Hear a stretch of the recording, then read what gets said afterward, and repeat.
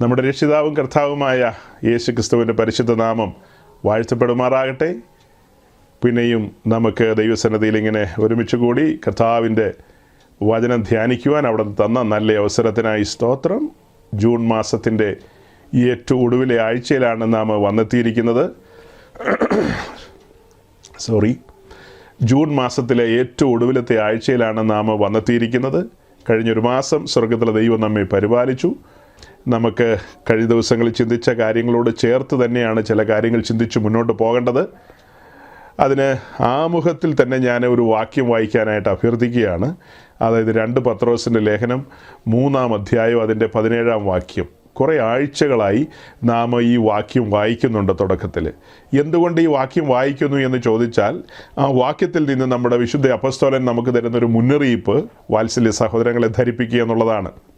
അതായത് ഇതൊരു വഞ്ചനയുടെ ലോകമാണ്. ആ വഞ്ചനയുടെ ലോകത്ത് അനേക വഞ്ചകന്മാർ രംഗത്ത് വന്നിട്ടുണ്ട്. വഞ്ചകർ ചുറ്റോട് ചുറ്റുമുണ്ട്. അത് ചിതറിപ്പാർക്കുന്ന പരദേശികളായ വിശുദ്ധന്മാരെ അവർ ഓർമ്മിപ്പിക്കുകയായിരുന്നു. ആ ഓർമ്മിപ്പിക്കുന്ന കാര്യം ഈ തലമുറയിൽ ഞാൻ നിങ്ങളെയും ഓർമ്മിപ്പിക്കുകയാണ്. അത് വചനത്തിലൂടെ തന്നെ, വചനം വായിച്ച് കേട്ടുകൊണ്ട് തന്നെ നമുക്ക് മുൻപോട്ട് പോകാം. ആ വാക്യം ഒന്ന് വായിച്ചാട്ടെ.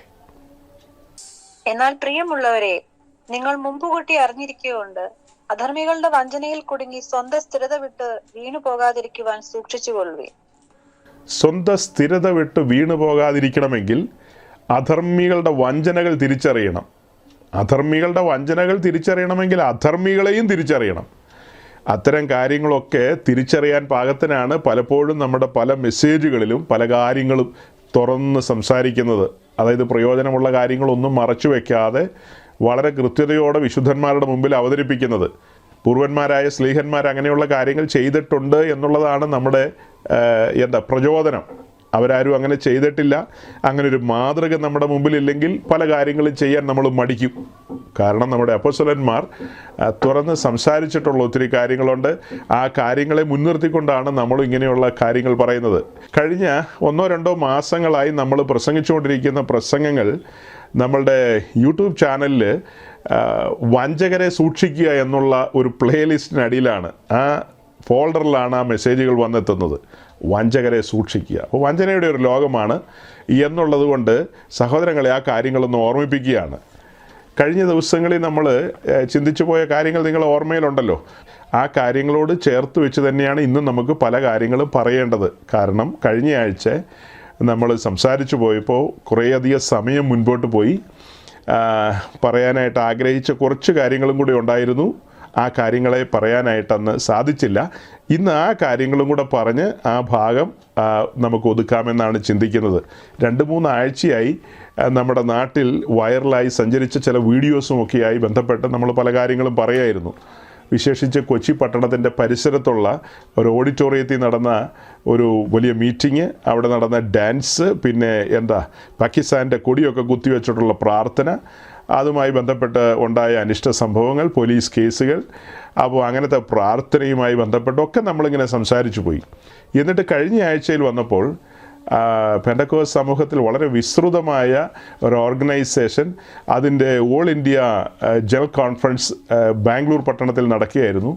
അപ്പോൾ വലിയ ഒരു ബിൽഡിങ്, ആ ബിൽഡിങ്ങിനകത്ത് ധാരാളം ശുശ്രൂഷകർ. ആ ശുശ്രൂഷകർ ഏതൊക്കെയോ കാരണങ്ങളാൽ ഒന്നും പറഞ്ഞ് രണ്ടും പറഞ്ഞ് അങ്ങോട്ടും ഇങ്ങോട്ടുമൊക്കെ ഉന്തും തള്ളും ഉണ്ടാക്കുന്ന വീഡിയോസ് സാമൂഹ്യ മാധ്യമങ്ങളിൽ ഭയങ്കരമായി പരക്കാനിടയായി. അത് പല ചാനലുകളുണ്ടല്ലോ. പെന്തക്കോസ്തുകാർ ഹോൾഡ് ചെയ്യുന്ന ചാനലുകളുണ്ട്, പിന്നെ സെക്യുലർ വേൾഡിലുള്ള ആളുകൾ കൈകാര്യം ചെയ്യുന്ന ചാനലുകളുണ്ട്. അതിലെല്ലാം അത് വരാനിടയായി. അതുമാത്രമല്ല, വാട്സപ്പിലൂടെയും മറ്റ് സാധനങ്ങളുണ്ടല്ലോ, ഇതിലൂടെയൊക്കെ അത് പരന്നു. അത് വളരെ പ്രചാരം നേടിയെന്ന് തന്നെ പറയാം. അപ്പോൾ ആ കാര്യങ്ങളൊക്കെ എല്ലാവരും ഇങ്ങനെ കണ്ടും കേട്ടും ഒക്കെ ഇരിക്കുന്നത് കൊണ്ട് അതിനോടുള്ള ബന്ധത്തിൽ നമ്മൾ ചില കാര്യങ്ങൾ പറയുമായിരുന്നു. അതായത് ദൈവഭയം നഷ്ടപ്പെട്ട ഒരു സമൂഹം, ജഡത്തിൽ നിബന്ധിച്ചു പോയ ശുശ്രൂഷാവൃന്ദം. അപ്പോൾ ഇവരെല്ലാം നമ്മൾ കാണുമ്പോൾ അവരോടൊന്നുമുള്ള ദേഷ്യം കൊണ്ടല്ല നമ്മൾ സംസാരിക്കുന്നത്, മുന്നറിയിപ്പുകളാണ്. ദൈവവചനത്തിൻ്റെ വെളിച്ചത്തിൽ വിശുദ്ധന്മാർ സൂക്ഷിക്കേണ്ട വിധങ്ങളെക്കുറിച്ചാണ് നമ്മൾ പറയാനായിട്ട് പരിശ്രമിച്ചുകൊണ്ടിരുന്നത്.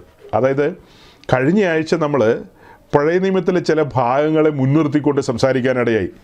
അതായത് ഹോശേയയുടെ പുസ്തകം 8-ാം അധ്യായത്തിൻ്റെ ആദ്യത്തെ 2-3 വാക്യങ്ങൾ, വിശേഷാൽ അതിലെ 4-ാം വാക്യം, അവിടെ നമ്മൾ കണ്ട ഒരു കാര്യമെന്ന് പറയുന്നത്, അതായത് വലിയവനായ ദൈവം അറിയാതെ അവർ രാജാക്കന്മാരെയും പ്രഭുക്കന്മാരെയും തിരഞ്ഞെടുത്തു എന്നുള്ളതാണ് പ്രവാചകൻ പറയുന്നത്.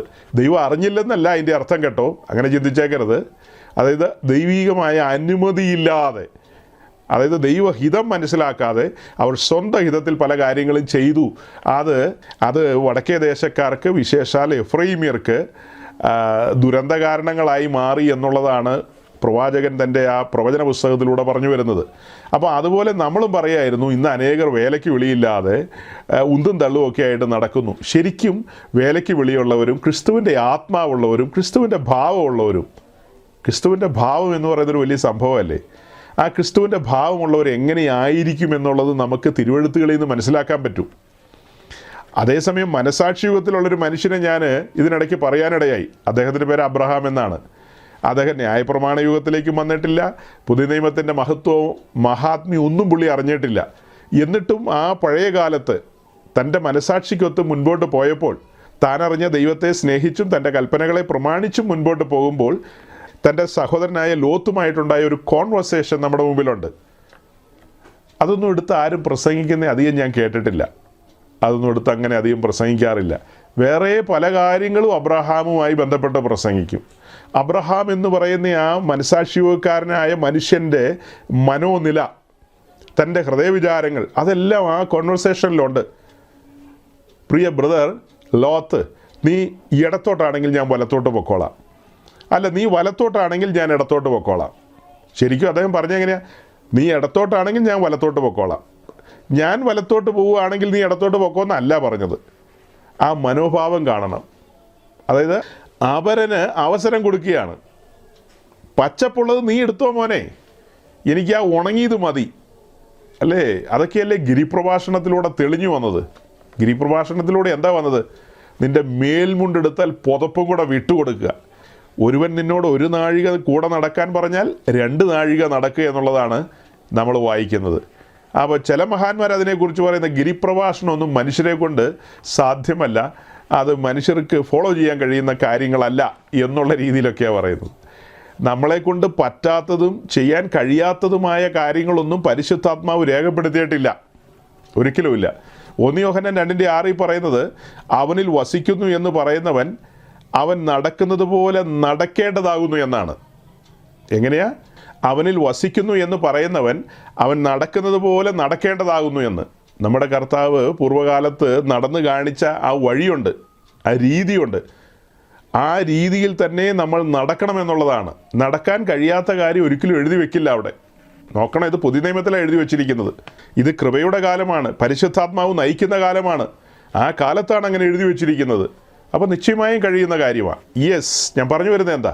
അബ്രഹാമിൻ്റെ ആ മനോഭാവം നമ്മുടെ ശുശ്രൂഷകർക്ക് ഉണ്ടായാൽ ഉന്തും തള്ളും ഒന്നും ഉണ്ടാകില്ല. അങ്ങനത്തെ എന്തോ ഒരു ലക്ഷണം അവിടെ കടന്നു വരികയും, അല്ലെങ്കിൽ ഒരു സ്മെല്ലടിക്കുമല്ലോ, ഒരു വാട എന്ന് പറയും. ഒരു സ്മെല്ലടിക്കുമ്പോൾ പെട്ടെന്ന്, അതായത് ഈ മാനൊക്കെ തല വെക്കുന്ന കണ്ടിട്ടില്ലേ? എന്തോ ഒരു സ്മെല്ലടിച്ചു. സിംഹത്തിൻ്റെയോ പുലിയുടെയോ, ആ പരിസരത്ത് എവിടെയോ സിംഹക്കൂട്ടങ്ങൾ വന്നിട്ടുണ്ട്, അതെയോ പുലിക്കൂട്ടങ്ങളാണോ വന്നിരിക്കുന്നത്? പെട്ടെന്ന് ആ മണമടിക്കും. ഒരു ചൂരെന്ന് പറയും, ആനയ്ക്കൊക്കെ ഒരു ചൂരുണ്ട്, ആനച്ചൂരെന്ന് പറയും. അപ്പോൾ അങ്ങനെ എന്തോ ഒരു മണമൊക്കെ അടിക്കുമ്പോൾ പെട്ടെന്ന് ഈ മാനുകൾ തലപൊക്കും. അതൊക്കെ വല്ലപ്പോഴും ഒക്കെ ഈ വീഡിയോ ഒക്കെ കാണണം. അപ്പോൾ മാനൊക്കെ ഇങ്ങനെ തലപൊക്കി നോക്കും. അതുപോലെ നമ്മുടെ ഈ ഉദ്ദേശിമാരൊക്കെ എന്തോ ഒരു മണം അടിക്കുമ്പോൾ പെട്ടെന്ന് തലപൊക്കി നോക്കും. എന്തോ അപായ സൂചന. അകത്തിങ്ങനെ കിടന്ന് ഇടിക്കുക, ചങ്കിടിക്കുക. അകത്ത് മനസാക്ഷി ഇങ്ങനെ എന്തോ പറയാനായിട്ട് വെമ്പുകയാണ്. പരിശുദ്ധാത്മാവ് അകത്ത്, അയ്യോ എൻ്റെ പൊന്നെ, വിശുദ്ധ ജീവിതം നയിക്കാൻ വിളിക്കപ്പെട്ടിരിക്കുന്ന സ്വർഗത്തിൻ്റെ അംബാസിഡേഴ്സ് ആണല്ലോ ഇത്. മക്കളെ, വേഗം സ്ഥലം കാലിയാക്കിക്കോ. ആ വലിയ ഓഡിറ്റോറിയം ക്ഷണ നേരം കൊണ്ട് കാലിയാകും. കാരണം എങ്ങനെ? ആ ശുശ്രൂഷകരുടെ എല്ലാം മനസാക്ഷി അവരോട് മന്ത്രിച്ചു, ഇനി ഒരു മിനിറ്റ് ഇവിടെ നിൽക്കണ്ട, സ്ഥലം കാലിയാക്കിക്കോ, പുറത്തേക്ക് പോക്കോ. അല്ലെങ്കിൽ പോലീസ് വരും. പോലീസ് വന്ന് ആരെങ്കിലും വീഡിയോ എടുക്കും. ആരെങ്കിലും വീഡിയോ എടുത്താൽ ഗുണമില്ലാത്ത പെന്തിക്കോസുകാരത് യൂട്യൂബിലിടും, അല്ലെങ്കിൽ ഫേസ്ബുക്കിൽ കൊണ്ടുപോയിടും. അപ്പം അത് ലോകത്തിലുള്ള നാനാജാതി മനുഷ്യർ, പോപ്പ് വരെ കാണും. അതിനുള്ള അവസരം കൊടുക്കണ്ട. പോപ്പ് എങ്ങാനും മാനസാന്തരപ്പെടാൻ പ്ലാൻ ചെയ്തിരിക്കുന്ന സമയത്ത് ഈ വീഡിയോ കാണുന്നെങ്കിലോ പുള്ളി എന്നാ തീരുമാനിക്കും? വേണ്ട വേണ്ട, ഈ കൂട്ടത്തിലേക്കേ പോകുന്നില്ല. എനിക്ക് ഇത്രയും പ്രായമായി, ഇവന്മാർ ഉന്തും തള്ളും ഉള്ളവരാണ്, എന്നെ ഉന്തിത്തള്ളി താഴെ ഇട്ട് കഴിഞ്ഞാൽ ഞാൻ നേരത്തെ പടമായി പോവും, അതുകൊണ്ട് ഞാൻ ഇവരുടെ കൂട്ടത്തിലേ ഇല്ല എന്ന് പോപ്പ് തീരുമാനിക്കും. അപ്പോൾ അതിനൊക്കെയുള്ള അവസരം കൊടുക്കരുത് എന്നുള്ളതാണ് ഞാൻ പറഞ്ഞു വരുന്നത്. തുടക്കത്തിൽ പറഞ്ഞാൽ മനസ്സിലായോ? അപ്പോൾ നമ്മുടെ ദൈവദാസന്മാരുടെയൊക്കെ സ്വഭാവവും രീതികളും ആ സംഭവങ്ങളും ഒക്കെ നിങ്ങളൊക്കെ ചിലപ്പോൾ മറന്നുപോയി കാണും. അയ്യോ, നിങ്ങളിൽ ബഹുഭൂരിപക്ഷം പേരും മറന്നുപോയി കാണും. നാളെ എന്നാ കറി വെക്കേണ്ടതെന്നായിരിക്കും ഇവിടെ ഇരിക്കുന്ന സഹോദരിമാർ പലരും ചിന്തിക്കുന്നത്. അയ്യോ, നാളെ ഓഫീസിൽ എന്താ ചെയ്യേണ്ടതെന്നൊക്കെ ഓർത്തായിരിക്കും വേറെ ചിലരിയ്ക്കുന്നത്. നമ്മുടെ രതീഷൊക്കെ പ്ലാൻ ചെയ്യുമായിരിക്കും നാളത്തെ അവിടുത്തെ കമ്പനിയിലെ പ്രോഗ്രാമൊക്കെ എങ്ങനെയായിരിക്കും, ഏതൊക്കെ ഡ്യൂട്ടികൾ എന്തൊക്കെയായിരിക്കും എന്നൊക്കെ. നിങ്ങളിൽ ഒരു കുഞ്ഞു പോലും അതൊന്നും ഇപ്പോൾ ഓർക്കുന്നുണ്ടാവില്ല. അതൊക്കെ കഴിഞ്ഞു പോയി. അങ്ങനെ ഇനി പുതിയത് എന്തെല്ലാം വരും. പക്ഷേ എന്നെപ്പോലെയുള്ളവർക്ക് അത് മറക്കാൻ കഴിയില്ല സഹോദരങ്ങളെ. അതൊക്കെ മുറിവുകളാണ്. സഭയാം ശരീരത്തിൽ സംഭവിക്കുന്ന മുറിവുകളാണതൊക്കെ. മുറിവുകളാണ്. അത് ഉണങ്ങില്ലെന്ന് ചോദിച്ചാൽ വലിയ പാടാണ് ഉണങ്ങാൻ. മുറിക്കാതിരിക്കുക എന്നുള്ളതല്ലേ നല്ലത്. അപ്പോൾ അതൊക്കെ ഓർമ്മയിലുള്ളത് കൊണ്ടാണ് അതുമായി ബന്ധപ്പെട്ട ചില കാര്യങ്ങളെ വീണ്ടും പറയാനായിട്ട് ആഗ്രഹിക്കുന്നത്. അപ്പോൾ അങ്ങനെ നമ്മൾ കഴിഞ്ഞ ആഴ്ച പഴയ നിയമത്തിലെ മറ്റ് ചില ഭാഗങ്ങളെടുത്ത്, വിശേഷാൽ 1 രാജാക്കന്മാർ 12-ാം അധ്യായം, അതുപോലെ ദിനവൃത്താന്ത പുസ്തകത്തിലെ ചില ഭാഗങ്ങൾ, ഇതൊക്കെ എടുത്തുകൊണ്ട് നമ്മൾ സംസാരിക്കാനിടയായി. അന്നത്തെ കാലത്ത് തെക്കേ ദേശത്തെ രാജാക്കന്മാരെയും വടക്കേ ദേശത്തെ രാജാക്കന്മാരെയും ഒക്കെ നമ്മൾ പറഞ്ഞു. ഇത് പഴയ നിയമത്തിൽ നിന്ന് മാത്രമാണ് ഈ പുള്ളിക്ക് പ്രസംഗിക്കാനുള്ളൂ എന്ന് ചിലരൊക്കെ ചിന്തിക്കാറുണ്ട്. അതിനുള്ള മറുപടി ഞാൻ നാളെ കൊടുക്കുന്നുണ്ട്. അങ്ങനെ നല്ല ചോദ്യങ്ങൾ വന്നിട്ടുണ്ട്. നാളെയാണ് അതിനുള്ള മറുപടികൾ, അവർക്കുള്ള മറുപടികൾ. അപ്പോൾ ഇവിടെ ഞാൻ അതിനൊന്നുള്ള മറുപടി പറയുന്നില്ല. എന്തായാലും ആ കാലഘട്ടത്തെ മുൻനിർത്തിക്കൊണ്ട് ഒരു പ്രധാനപ്പെട്ട കാര്യം നമ്മൾ കണ്ടു. അതായത് ഇസ്രായേൽ എന്ന് പറയുന്ന ആ സമൂഹം 12 ഗോത്രമാണ് ദൈവത്തിൻ്റെ മുമ്പിൽ. ഇപ്പം താൽക്കാലികമായിട്ട് അവിടെ 10 ഗോത്രവും ഇവിടെ 2 ഗോത്രം എന്ന നിലയിൽ നിൽക്കുന്നു എന്നേ ഉള്ളൂ. എന്നാൽ യാഗപീഠം ക്രമീകരിക്കുമ്പോൾ ഏലിയാവ് 12 തൂണ് തന്നെയാണ് നാട്ടാൻ പോകുന്നത്, അല്ലാതെ 10 തൂണ് വെച്ചിട്ടല്ല യാഗപീഠം ഉണ്ടാക്കുന്നത്. അവിടെ 10 ഗോത്രമല്ലേ ഉള്ളൂ, അപ്പോൾ 10 തൂണ് പോരെയെന്ന് അങ്ങനെയല്ലല്ലോ, 12 തൂണ് തന്നെയാണ്. അപ്പം ദൈവത്തിൻ്റെ കണ്ണിൽ ആ ഒരു 12 ഗോത്രങ്ങളും ഇസ്രായേൽ ജനം, അബ്രഹാമിൻ്റെ സന്തതി പരമ്പര, യാക്കോബിൻ്റെ കൊച്ചുമക്കൾ എന്ന നിലയിൽ തന്നെയാണ് പരിഗണിക്കുന്നത്. അപ്പോൾ അവിടെ യൊരോബയാം എന്ന് പറയുന്നവനെ താൽക്കാലികമായി രാജാവാക്കി വെച്ചു. ദാവീദിൻ്റെ സന്തതി പരമ്പരകളെ താൽക്കാലികമായി ഒന്ന് താഴ്ത്തുന്നു. റഹബയാമിൻ്റെ കാലം ഏതാണ്ട് ഒരു പാതിയൊക്കെ എത്താറായ സമയത്ത് ഈ പറഞ്ഞ കാര്യങ്ങളൊക്കെ നടക്കുന്നത്. അപ്പോൾ വടക്ക് സംഭവിച്ചൊരു കാര്യമാണ് പറയുന്നത്.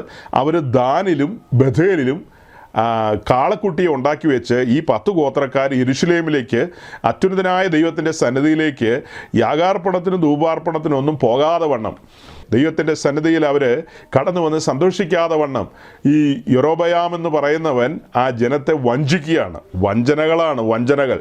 ആ ജനമെല്ലാം എന്താ വിചാരിച്ചത്? അഹിയ എന്ന് പറയുന്ന പ്രവാചകനാലാണ് ഇദ്ദേഹത്തിന് ദൂത് ലഭിച്ചത്. അതായത് അദ്ദേഹം ഇസ്രായേലിൻ്റെ രാജാവായിട്ട് വാഴിക്കപ്പെടുന്ന അങ്ങനെയാണല്ലോ. അപ്പോൾ അത് ദൈവത്താൽ സംഭവിച്ചു. അഹിയാവിൻ്റെ അങ്കി കീറി 10 കഷ്ണം യൊരോബയാമിനും 2 കഷ്ണം മറ്റവനുമാണ് കൊടുത്തത്. അപ്പോൾ അത് ദൈവത്താൽ സംഭവിച്ചു എന്ന് ജനത്തിന് ഒരു ചിന്തയുള്ളത് കൊണ്ട് അവൻ ഉണ്ടാക്കുന്ന കാര്യങ്ങളെല്ലാം ദൈവികമാണെന്നും ഈ വിശ്വാസികൾ, അങ്ങനെ പറയാൻ കൊള്ളാവോ? വേണ്ട. അപ്പോൾ നമ്മുടെ വടക്കേ ദേശത്തെ വിശ്വാസികൾ അങ്ങനെ അങ്ങ് വിചാരിച്ചു. പുള്ളി കാളക്കുട്ടി ഉണ്ടാക്കി വെച്ചിട്ട് പറയാണ്, വന്നാട്ടെ നമുക്ക് ഒരു 21 ദിവസം ഉപവാസം ഇരിക്കാം, ദാനിലൊരു 40 ദിവസം ഇരിക്കാമെന്ന് പറഞ്ഞപ്പോൾ ഈ ജനമെല്ലാം സമ്മതിച്ചിട്ട് അവർ ദാൻ വരെ പോവുകയാണ്. പാട്ടും ഡാൻസും നൃത്തമൊക്കെ ആയിട്ട്. 84 വയസ്സുകാരനും 34 വയസ്സുകാരനും എല്ലാ വയസ്സുകാരനും പോയി ഡാൻസ് കളിക്കുന്നു ഇതിൻ്റെ മുമ്പിൽ നിന്ന്. അപ്പോൾ ആ ഒരു പിക്ചർ ഞാൻ ഒന്നുകൂടെ നിങ്ങളുടെ മുമ്പിൽ കൊണ്ടുവരുന്നു എന്ന് മാത്രമേ ഉള്ളൂ, വിശദമാക്കാനല്ല. ജനം വഞ്ചിക്കപ്പെടുക സഹോദരങ്ങളെ. പിന്നത്തേതിൽ നാം ദിനവൃത്താന്ത പുസ്തകത്തിൽ വന്നപ്പോൾ കണ്ട കാഴ്ച, ഈ റഹബയാമിൻ്റെ മകൻ അബിയാവ് രാജാവായിട്ട് വന്ന സമയത്ത് പുള്ളി പറയുന്ന ഒരു സ്റ്റേറ്റ്മെൻ്റ് ഉണ്ട് ഇസ്രായേലുകാരെ സംബന്ധിച്ച്. നിങ്ങളൊരു കാളക്കുട്ടിയെയും 6-7 ആട്ടിൻകുട്ടിയെയും കൊണ്ട് വരുന്നവനെയും ഒക്കെ പിടിച്ച് പുരോഹിതനാക്കുന്ന പരിപാടിയാണ് നിങ്ങൾക്ക്. നമ്മളതൊരു ഞെട്ടലോടുകൂടിയാണ് കണ്ടത്. അത് ദൈവത്തിൻ്റെ ഹിതപ്രകാരമല്ല. ലേവ്യരല്ലാത്തവരെയൊക്കെ പിടിച്ച് അവർ പുരോഹിതന്മാരാക്കുന്നു. അതായത് ചട്ടവും പ്രമാണവും വ്യക്തമാണ്, കൃത്യമാണ്, അതിനെ വയലേറ്റ് ചെയ്യുകയാണ് അവർ. അപ്പോൾ അവിടെ ദൈവത്തിൻ്റെ ആലോചന ഇല്ലെന്നുള്ളതാണ്. ദൈവത്തിൻ്റെ ആലോചന ഇല്ലെങ്കിൽ ചടങ്ങുകൾ മുറ പോലെ നടക്കുന്നു എന്നുള്ളതാണ് നമ്മൾ കണ്ടെത്തിയത്. അപ്പോൾ അതിൻ്റെ നടുവിലേക്ക് 2 പ്രവാചകന്മാർ വരുന്നത് നമ്മൾ കണ്ടു. അതായത് യെറൊബെയാം അവിടെ ഒരു യാഗപീഠം പണിതു. അത് യഹോവയായ ദൈവത്തിന് അനിഷ്ടമാണ്. അവിടെ അവൻ യാഗപീഠം പണിത് അവിടെ യാഗം അർപ്പിക്കാൻ തുടങ്ങുമ്പോഴാണ് തെക്കേ ദേശത്ത് നിന്ന് ഒരു ദൈവപുരുഷൻ കടന്നു വന്ന് അവിടെ ആലോചന പറയുന്നത്. ഇന്നിന്ന കാര്യങ്ങൾ സംഭവിക്കും, വലിയ അനിഷ്ടം സംഭവിക്കാൻ പോകുന്നു എന്ന പ്രവചന സ്വരോടെ മുഴങ്ങി ദൈവത്തിൻ്റെ പ്രമാണങ്ങളെ മറിച്ചതുകൊണ്ട്. കുറേ കാലങ്ങൾക്ക് ശേഷം പിന്നീട് നമ്മൾ കാണുന്ന യെറൊബെയാം രണ്ടാമനുമായി ബന്ധപ്പെട്ട് തെക്കേ ദേശത്ത് നിന്ന് ഒരു പ്രവാചകൻ വരികയാണ്. പ്രവാചകനാണോ എന്ന് ചോദിച്ചാൽ പുള്ളി പറയും, ഞാൻ പ്രവാചകനൊന്നുമല്ല, ഞാൻ കാട്ടത്തിപ്പഴം പറക്കി നടന്ന ഒരാളാണ്, എൻ്റെ തലയിൽ കറുത്ത തൊപ്പിയും ആ വള്ളിയൊന്നും ഇങ്ങനെയൊന്നും വീണിട്ടില്ല, ഞാൻ ആ മറ്റേ കറുത്ത കോട്ടും ഇട്ടിട്ടില്ല, അങ്ങനത്തെ ഒന്നും എൻ്റെ കയ്യിലില്ല, യഹോവയായ ദൈവം എന്നെ അയച്ചു, അവിടെ നിന്ന് എന്നോട് സംസാരിക്കാൻ പറഞ്ഞു, ഞാൻ ഇതാ സംസാരിക്കുന്നു, യഹോവയായ ദൈവം അരുളി ചെയ്യുന്നു എന്ന് പറഞ്ഞ് തെക്കേ ദേശത്ത് നിന്ന് വന്ന പ്രവാചകനായ ആമോസ് സംസാരിക്കുന്ന ആ കാഴ്ചകൾ കണ്ടാണ് കഴിഞ്ഞ ആഴ്ച നമ്മൾ നിർത്തിയത്. എന്നാൽ ആ മെസ്സേജിൻ്റെ ഇടയ്ക്ക് നമ്മൾ പറയായിരുന്നു, ഇന്ന് കാണുന്ന ഈ മെഗാ ചർച്ചുകൾ, ഈ വലിയ ആൾക്കൂട്ടങ്ങൾ, ഇതൊന്നും ദൈവത്തിൻ്റെ പദ്ധതിയുടെ ഭാഗമല്ല.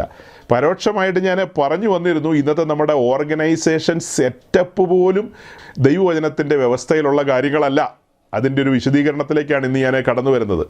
അതിലേക്ക് കടക്കുന്നതിന് മുൻപ് കഴിഞ്ഞ ആഴ്ചത്തെ മെസ്സേജിനടിയിൽ ചില കമൻസ് വന്നു. അതിൽ 1-2 കമൻസ് ഓടിച്ചൊന്ന് പറഞ്ഞിട്ട് അതിലേക്ക് നമുക്ക് പോകാം. അതായത് ആദ്യത്തെ ഒരു കമൻ്റ് എന്ന് പറയുന്നത്, ഈ മെസ്സേജിൽ ഞാനിങ്ങനെ ഒരു പദം ഉപയോഗിച്ചല്ലോ, ഈ മെഗാ ചർച്ചൊന്നും ദൈവത്തിൻ്റെ പദ്ധതിയുടെ ഭാഗമല്ല, ഒരു മനുഷ്യന് 100 ആടുണ്ടെന്ന് ഇരിക്കട്ടെ എന്നൊക്കെ പറഞ്ഞില്ലേ. അതായത് ഒരു ശുശ്രൂഷകന് ഒരേ സമയം ഒരു 50 പേരെയാണ് ആ ശിഷ്യത്വത്തിൻ്റെ പാതയിൽ നേരാമണ്ണം ശരിയാമണ്ണം നടത്താൻ കഴിയുള്ളൂ. അതായത് ആ ഒരു 50 പേരെന്ന് പറയുന്നത് ഭയങ്കര സംഖ്യയാണ്. അതിൽ താഴേക്കാണ് വരേണ്ടത്. ഒരു 30 പേർക്ക് അടുത്ത് നമുക്ക് കൂട്ടാം, അത് ഏറിയാൽ 50 വരെ പോകാം. അപ്പോൾ 100 വരെ പോകാൻ മേലെന്ന് ചോദിച്ചാൽ പുള്ളി അസാധാരണ പുള്ളിയാണെങ്കിൽ 100 പേരെ കൈകാര്യം ചെയ്യാൻ കൊടുക്കാം. അത്ര വലിയ അഭിഷേകത്തിൽ ജ്വലിച്ചു നിൽക്കുകയും അതുപോലത്തെ ഒരു ശുശ്രൂഷയിൽ ഭയങ്കര മുന്നേറ്റം നടത്തിയ ഒരാളാണെങ്കിൽ പുള്ളി 100 പേരെ കൈകാര്യം ചെയ്യുകയാണെങ്കിൽ നമുക്കൊന്നും പറയാനില്ല. അപ്പോൾ അങ്ങനെ 30 പേര് 50 പേരൊക്കെയാണ് ഈ പാസ്റ്റർമാരുടെ സ്വപ്നങ്ങളോ എന്നൊക്കെ ചോദിക്കും. പാസ്റ്റർമാർക്ക് എന്നാ സ്വപ്നം? അവരുടെ സ്വപ്നം ഈ വന്നിരിക്കുന്ന ആളുകളെയെല്ലാം കുഞ്ഞാടിൻ്റെ കാന്തയാക്കണമെന്നുള്ളതല്ലേ. ഒരു ശുശ്രൂഷകൻ്റെ കയ്യിൽ 30 പേരെ ഏൽപ്പിച്ചിട്ടുണ്ടെങ്കിൽ 29 പേരെ കാന്തയാക്കി ആ ഒരാൾ ആ ഒരു നിലയിലേക്ക് എത്തിയിട്ടില്ലെങ്കിൽ ആ ശുശ്രൂഷകൻ്റെ സങ്കടം എന്തായിരിക്കും? അപ്പോൾ ഇപ്പോൾ പലരും ഉള്ളിൽ ചിരിക്കുകയായിരിക്കും, ഊറി ചിരിക്കുകയായിരിക്കും. ഇന്ന് ശുശ്രൂഷകർ 50 പേരോ 100 പേരോ ഒക്കെ ഉണ്ടെങ്കിൽ ആ 50 പേരെ 100 പേരെയും നമുക്ക് ആരാധിക്കാം. ഞായറാഴ്ച ഓർഗനെല്ലാം റെഡിയല്ലേ, കൊയർ റെഡിയല്ലേ, ശരി തുടങ്ങാം, പാട്ട് തുടങ്ങാം. അപ്പോൾ ഞാൻ ആദ്യം ഒരു വാക്ക് പ്രാർത്ഥിച്ച് ആരംഭിക്കാം. അപ്പോൾ ഉപദേശി പ്രാർത്ഥിച്ച് ആരംഭിച്ചു. പിന്നെ ഒരു 1.5 മണിക്കൂർ കൊയർ കൈകാര്യം ചെയ്യും. അത് കഴിഞ്ഞിട്ട് പിന്നെ സാക്ഷ്യമായി, പിന്നെ പ്രാർത്ഥനയായി, മധ്യസ്ഥ പ്രാർത്ഥനയായി, പിന്നെ ഒരു സങ്കീർത്തന ഭാഗം വായിച്ചു. സങ്കീർത്തനത്തിൽ നിന്ന് സുദീർഘമായി ചില കാര്യങ്ങളൊക്കെ ഉരുവിട്ട് അവസാനം ഒരു 10-15 മിനിറ്റ് പുതിയ നിയമത്തിലൊക്കെ കയറിയാലായി, ഇറങ്ങിയാലായി, വന്നാലായി, പോയാലായി, അങ്ങനെ 1 മണിയായി. പിന്നെയോ അടുത്ത ആഴ്ച ഇങ്ങനെ തന്നെ നമ്മൾ പോകും. അങ്ങനെ അടുത്ത ആഴ്ച ഇങ്ങനെ പോയി, പിന്നത്തെ ആഴ്ച ഇങ്ങനെ പോയി. അപ്പോൾ ഈ 50 പേരിൽ ഇപ്പോൾ എത്ര പേര് വരുന്നുണ്ട്? ഇപ്പോൾ ഇന്നിപ്പോൾ ഒരു 30 പേര് വന്നു. അപ്പോൾ ബാക്കി 20 പേരോ? അവർ നൈറ്റ് ഡ്യൂട്ടിയാണ്. അപ്പോൾ അടുത്ത ആഴ്ച ഒരു 30-35 പേര് വന്നു. ബാക്കി 10-15 പേരോ? അവർക്ക് നൈറ്റ് ഡ്യൂട്ടിയാണ്. അപ്പോൾ റൊട്ടേഷനിൽ ഇങ്ങനെ മാറി പോകുന്നേ, ഇങ്ങനെ മാറി പോകും. നൈറ്റും ഡേയും ഒക്കെ ഉണ്ടല്ലോ. ഡ്യൂട്ടിക്ക് പോയില്ലെങ്കിൽ ജോലി പോകും. ജോലി പോയാൽ കഞ്ഞൂടി നടക്കില്ല. ഈ വേറെ പണിയൊന്നുമില്ലാത്ത പാസ്റ്റർമാരിരുന്നിങ്ങനെ പ്രസംഗിച്ചുകൊണ്ടിരിക്കുമല്ലോ. അതായത് സജി പാസ്റ്റർക്ക് അങ്ങനെ എന്തെല്ലാം പറയാം, പക്ഷേ ഞങ്ങളുടെ കാര്യം ഞങ്ങൾക്കല്ലേ അറിയാവൂ. ആട്ടെ, ഞാൻ പറഞ്ഞു വരുന്നതിൻ്റെ സാരം മനസ്സിലാക്കുക.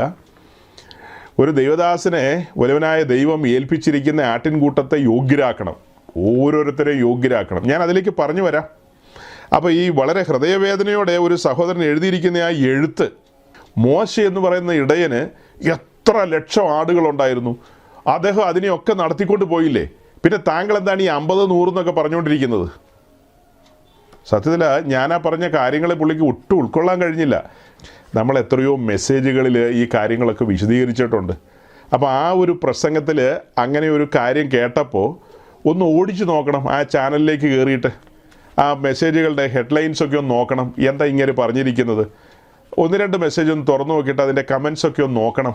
അതിൻ്റെ റിവ്യൂ എന്നുള്ള നിലയിൽ ഒന്ന് ഓടിച്ചു നോക്കണം. എന്നിട്ട് കമൻ്റ് എഴുതണം.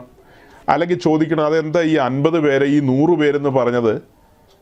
ഇങ്ങനെയൊക്കെ ഉണ്ടല്ലോ എന്ന് പറഞ്ഞാൽ നമുക്കതിന് മറുപടി കൊടുക്കാം. അതല്ലാതെ വന്നിട്ട് മോശയ്ക്ക് ഇത്ര ലക്ഷം ആൾക്കാരുണ്ടാർന്ന് പറഞ്ഞാൽ അതിൻ്റെ മറുപടി എന്ന് പറയുന്നത് എന്താ? മോശയുടെ ശുശ്രൂഷയാണോ പുതിയ നിയമസഭയിലെ ശുശ്രൂഷകൻ്റെ ശുശ്രൂഷ എന്ന് പറയുന്നത്? മോശ ഈ ജനത്തെ അവിടെ നിന്ന് വിടുവിച്ച് ചെങ്കടലും കടത്തി മരുഭൂമി വഴിയായി കനാനിലേക്ക് കൊണ്ടുപോയി. അദ്ദേഹം അവരുടെ വിമോചകനായിരുന്നു, അവരുടെ നായകനായിരുന്നു. ആ സ്ഥാനത്ത് നമ്മളിന്ന് കാണുന്ന യേശുക്രിസ്തുവിനെയാണ്. മോശ ഇസ്രായേൽ ജനത്തെ മിസ്രൈമിൽ നിന്ന് വിടുവിച്ച് വാഗ്ദത്ത ഭൂമിയിലേക്ക് നടത്തിക്കൊണ്ടു പോകുന്ന അവരുടെ ലീഡറാണ്, അവരുടെ വിമോചകനാണ്. അങ്ങനെ എന്തെല്ലാം വാക്കുകൾ ഉപയോഗിക്കാം അതെല്ലാം നിങ്ങൾ ഉപയോഗിക്കുക. ആ സ്ഥാനത്ത് ഈ ലോകമാകുന്ന മിസ്രൈമിൽ കിടന്ന നമ്മെ, പാപത്തിൻ്റെ ചങ്ങലകളാൽ ബന്ധിതരായിരുന്ന നമ്മെ, ഈ ലോകമാകുന്ന മിസ്രൈമിൽ പാപത്തിൻ്റെ ചങ്ങലകളാൽ ബന്ധിതരായിരുന്ന നമ്മെ, ഫറവോൻ്റെ അടിമത്തത്തിൽ കിടന്ന, ഫറവോൻ മീൻസ് സെയ്റ്റാൻ, ആ അടിമത്തത്തിൽ കിടന്ന നമ്മെ വിടുവിച്ച് നമ്മുടെ കർത്താവ് മുൻപോട്ട് നയിക്കുകയാണ്. അവിടെ നിന്നാണ് നമ്മുടെ നായകൻ, അവിടെ നിന്നാണ് നമ്മുടെ വിമോചകൻ, അവിടെ നിന്നാണ് നമ്മുടെ വീണ്ടെടുപ്പുകാരൻ. അതായത് പെന്തക്കോസ് പാസ്റ്റർ അല്ല നമ്മുടെ വിമോചകനും വീണ്ടെടുപ്പുകാരനും നായകനും ഒന്നും. അതൊക്കെ യേശുക്രിസ്തു മാത്രമാണ്. അപ്പോൾ ഈ പാസ്റ്റേഴ്സിനെയും ശുശ്രൂഷകരെയൊക്കെ ആക്കി വെച്ചിരിക്കുന്നത് എന്തിനാണെന്നുള്ളത് നന്നായിട്ട് പഠിക്കണം. അതിലേക്ക് ഒത്താൽ പറഞ്ഞു വരാം. അപ്പോൾ ഞാൻ എന്താ പറഞ്ഞു വരുന്നത്? മോശ കൈകാര്യം ചെയ്ത ആ ഒരു ശുശ്രൂഷ ശൈലിയല്ല പുതിയ നിയമ ശുശ്രൂഷകൻ ഏറ്റെടുത്തിരിക്കുന്ന ഉത്തരവാദിത്വം. അതായത് മിസ്രൈമിൽ നിന്ന് വിടുവിക്കപ്പെട്ട് ചെങ്കടൽ കടന്ന് മുൻപോട്ട് വന്നിരിക്കുന്ന ഈ ജനത്തെ ക്രിസ്തുവിൽ തികഞ്ഞവരാക്കണം, ഓരോരുത്തരെയും തികഞ്ഞവരാക്കണം. അവരിൽ ക്രിസ്തു ഉരുവാകണം, അതായത് അവർ ആ പെർഫെക്ഷനിലേക്ക് വരണം. അതിനായിട്ട് ഇവർ പ്രസവവേദനപ്പെട്ടുകൊണ്ടിരിക്കുകയാണ്. 10,000 പേരെ ഒരു ശുശ്രൂഷകന് കൈകാര്യം ചെയ്യാൻ പറ്റുമെന്ന് നിങ്ങളിൽ ആരെങ്കിലും വിശ്വസിക്കുന്നുണ്ടെങ്കിൽ നിങ്ങൾ ഏതോ മൂഢലോകത്താണെന്ന് എനിക്ക് പറയാൻ കഴിയുള്ളൂ. അല്ലെങ്കിൽ എന്താ മലർപ്പൊടിക്കാരൻ്റെ സ്വപ്നമെന്നോ എന്തെങ്കിലുമൊക്കെ പറയാം. അതൊരിക്കലും സാധ്യമല്ല. മോശ ഈ ജനത്തെ ഇങ്ങനെ നയിച്ച് കനാനിലേക്ക് കൊണ്ടുപോയി. ആ കൊണ്ടുപോകുന്ന കാര്യങ്ങളെ നമ്മൾ ഒരളവിലെടുക്കും. പഴയ നിയമം എന്ന് പറയുന്ന നിഴലാണ്, അത് പൂർണ്ണമായിട്ടല്ല എടുക്കുന്നത്. അതിലെ കാര്യങ്ങളെല്ലാം നമ്മൾ ഒരളവിൽ പഠനത്തിനാണ് എടുക്കുന്നത്, സമ്പൂർണ്ണമായിട്ട് എടുക്കുകയല്ല. അപ്പോൾ എല്ലാ കാര്യത്തിലും നമ്മൾ മോശയല്ല നോക്കുന്നത്. മോശയെ നോക്കേണ്ട സമയത്ത് മോശയെ നോക്കും, ദാവീദിനെ നോക്കേണ്ട സമയത്ത് ദാവീദിനെ നോക്കും, അബ്രഹാമിനെ നോക്കേണ്ട സമയത്ത് അബ്രഹാമിനെ നോക്കും. അങ്ങനെയൊക്കെ കാര്യങ്ങളെ സ്ഥാപിക്കാൻ വേണ്ടി നോക്കുമെന്നേ ഉള്ളൂ. അതേസമയം നമ്മുടെ വിശ്വാസത്തിൻ്റെ നായകൻ യേശുക്രിസ്തുവാണ്. നമ്മുടെ സകലത്തിൻ്റെയും ആധാരം ക്രിസ്തുവാണ്. നാം പുതിയ നിയമ ക്രിസ്ത്യാനികളാണ്, പുതിയ നിയമത്തിലാണ് വന്നിരിക്കുന്നത്. അപ്പോൾ പുതിയ നിയമം എന്താണെന്ന് പഠിക്കണം. പുതിയ നിയമം എന്താണെന്ന് പഠിച്ചാൽ അങ്ങനത്തെ ചോദ്യമൊന്നും വരില്ല. ആ കാര്യത്തെക്കുറിച്ച് സ്പഷ്ടമായിട്ട് അറിയില്ല. ഈ ചോദ്യം അനേകരുടെ ഉള്ളിലുള്ളതാണ്. മോശയൊക്കെ നടത്തിക്കൊണ്ട് പോയല്ലോ ഇത്ര ലക്ഷം പേരെ, അപ്പോൾ ഞങ്ങളുടെ പാസ്റ്റർ ഇങ്ങനെ ലക്ഷക്കണക്കിന് ആൾക്കാരെ നടത്തിക്കൊണ്ട് പോകും എന്നൊക്കെയാണ് ആളുകൾ ചിന്തിക്കുന്നത്. ഇമ്പോസിബിൾ, നടക്കാത്ത കാര്യം. അങ്ങനെ 10,000 പേരെ ഓർഗൻ വെച്ചിട്ട് അവിടെ ഡാൻസ് കളിപ്പിക്കുന്നതല്ല പുതിയ നിയമ ശുശ്രൂഷ എന്ന് പറയുന്നത്. ഓരോരുത്തരെയും പണതൊരുക്കണം. ഫിലിപ്പിൻ്റെ കൈസരിയിൽ നിന്ന് നമ്മുടെ കർത്താവ് എന്താ പറഞ്ഞത്?